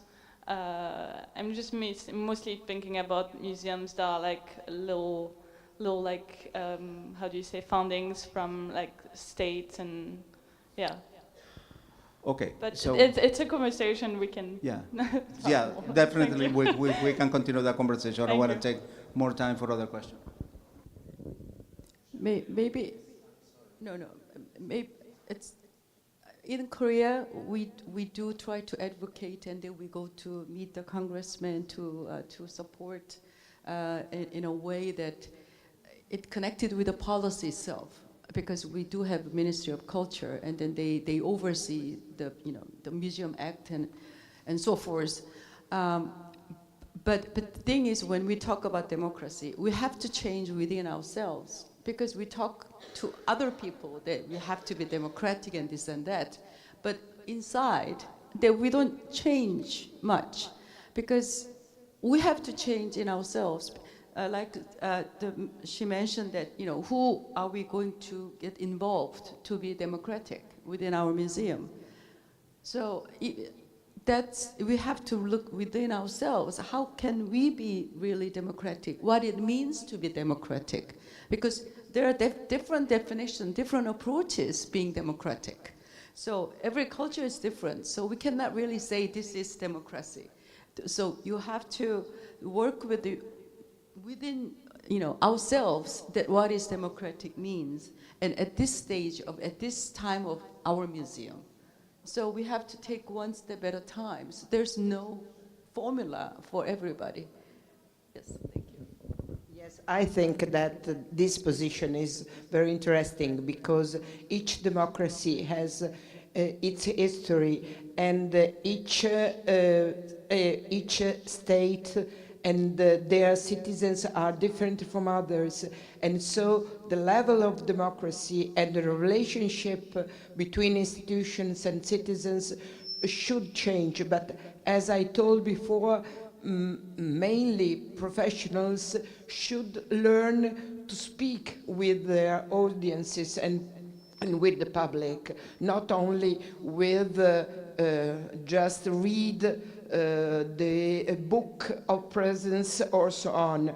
It should change the way of meet the people and the citizens around the museum, or the person who is involved in the life of museums. And so it's a great Copernican revolution, I think, for us.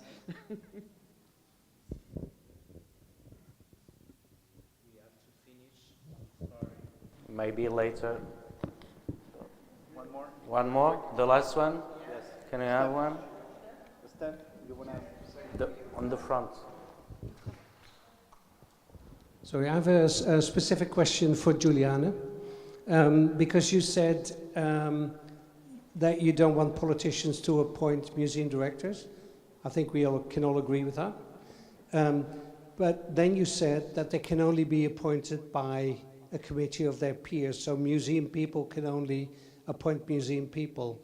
And I would very much challenge that. And I think in the reality of many places in the world, the boards that govern museums are not museum people, and they still can make sensible decisions. I've not been appointed in my last couple of jobs by museum people, and arguably they've made the right choice, but that, you know, people may differ of opinion. Yes, you are right. I know that in England the commissions are formed by citizens or main citizens of the country or of the region. But I told that should be chosen by a commission of professionals, because in the last call for the main museum in Italy, no professional was inside the commission. And so the commission should be composed by professionals and even by eminent personnel of the culture in the country. I agree with you, but also by professionals.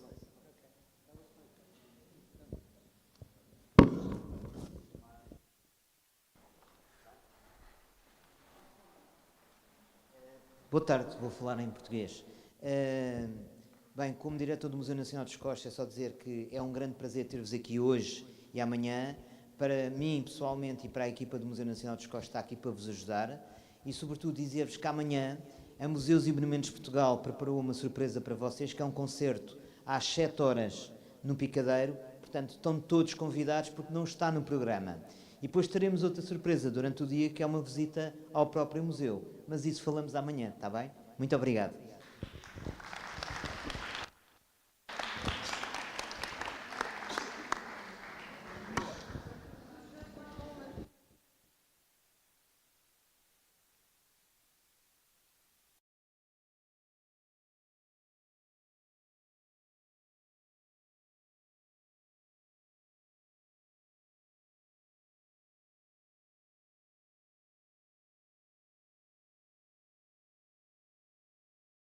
So well after us an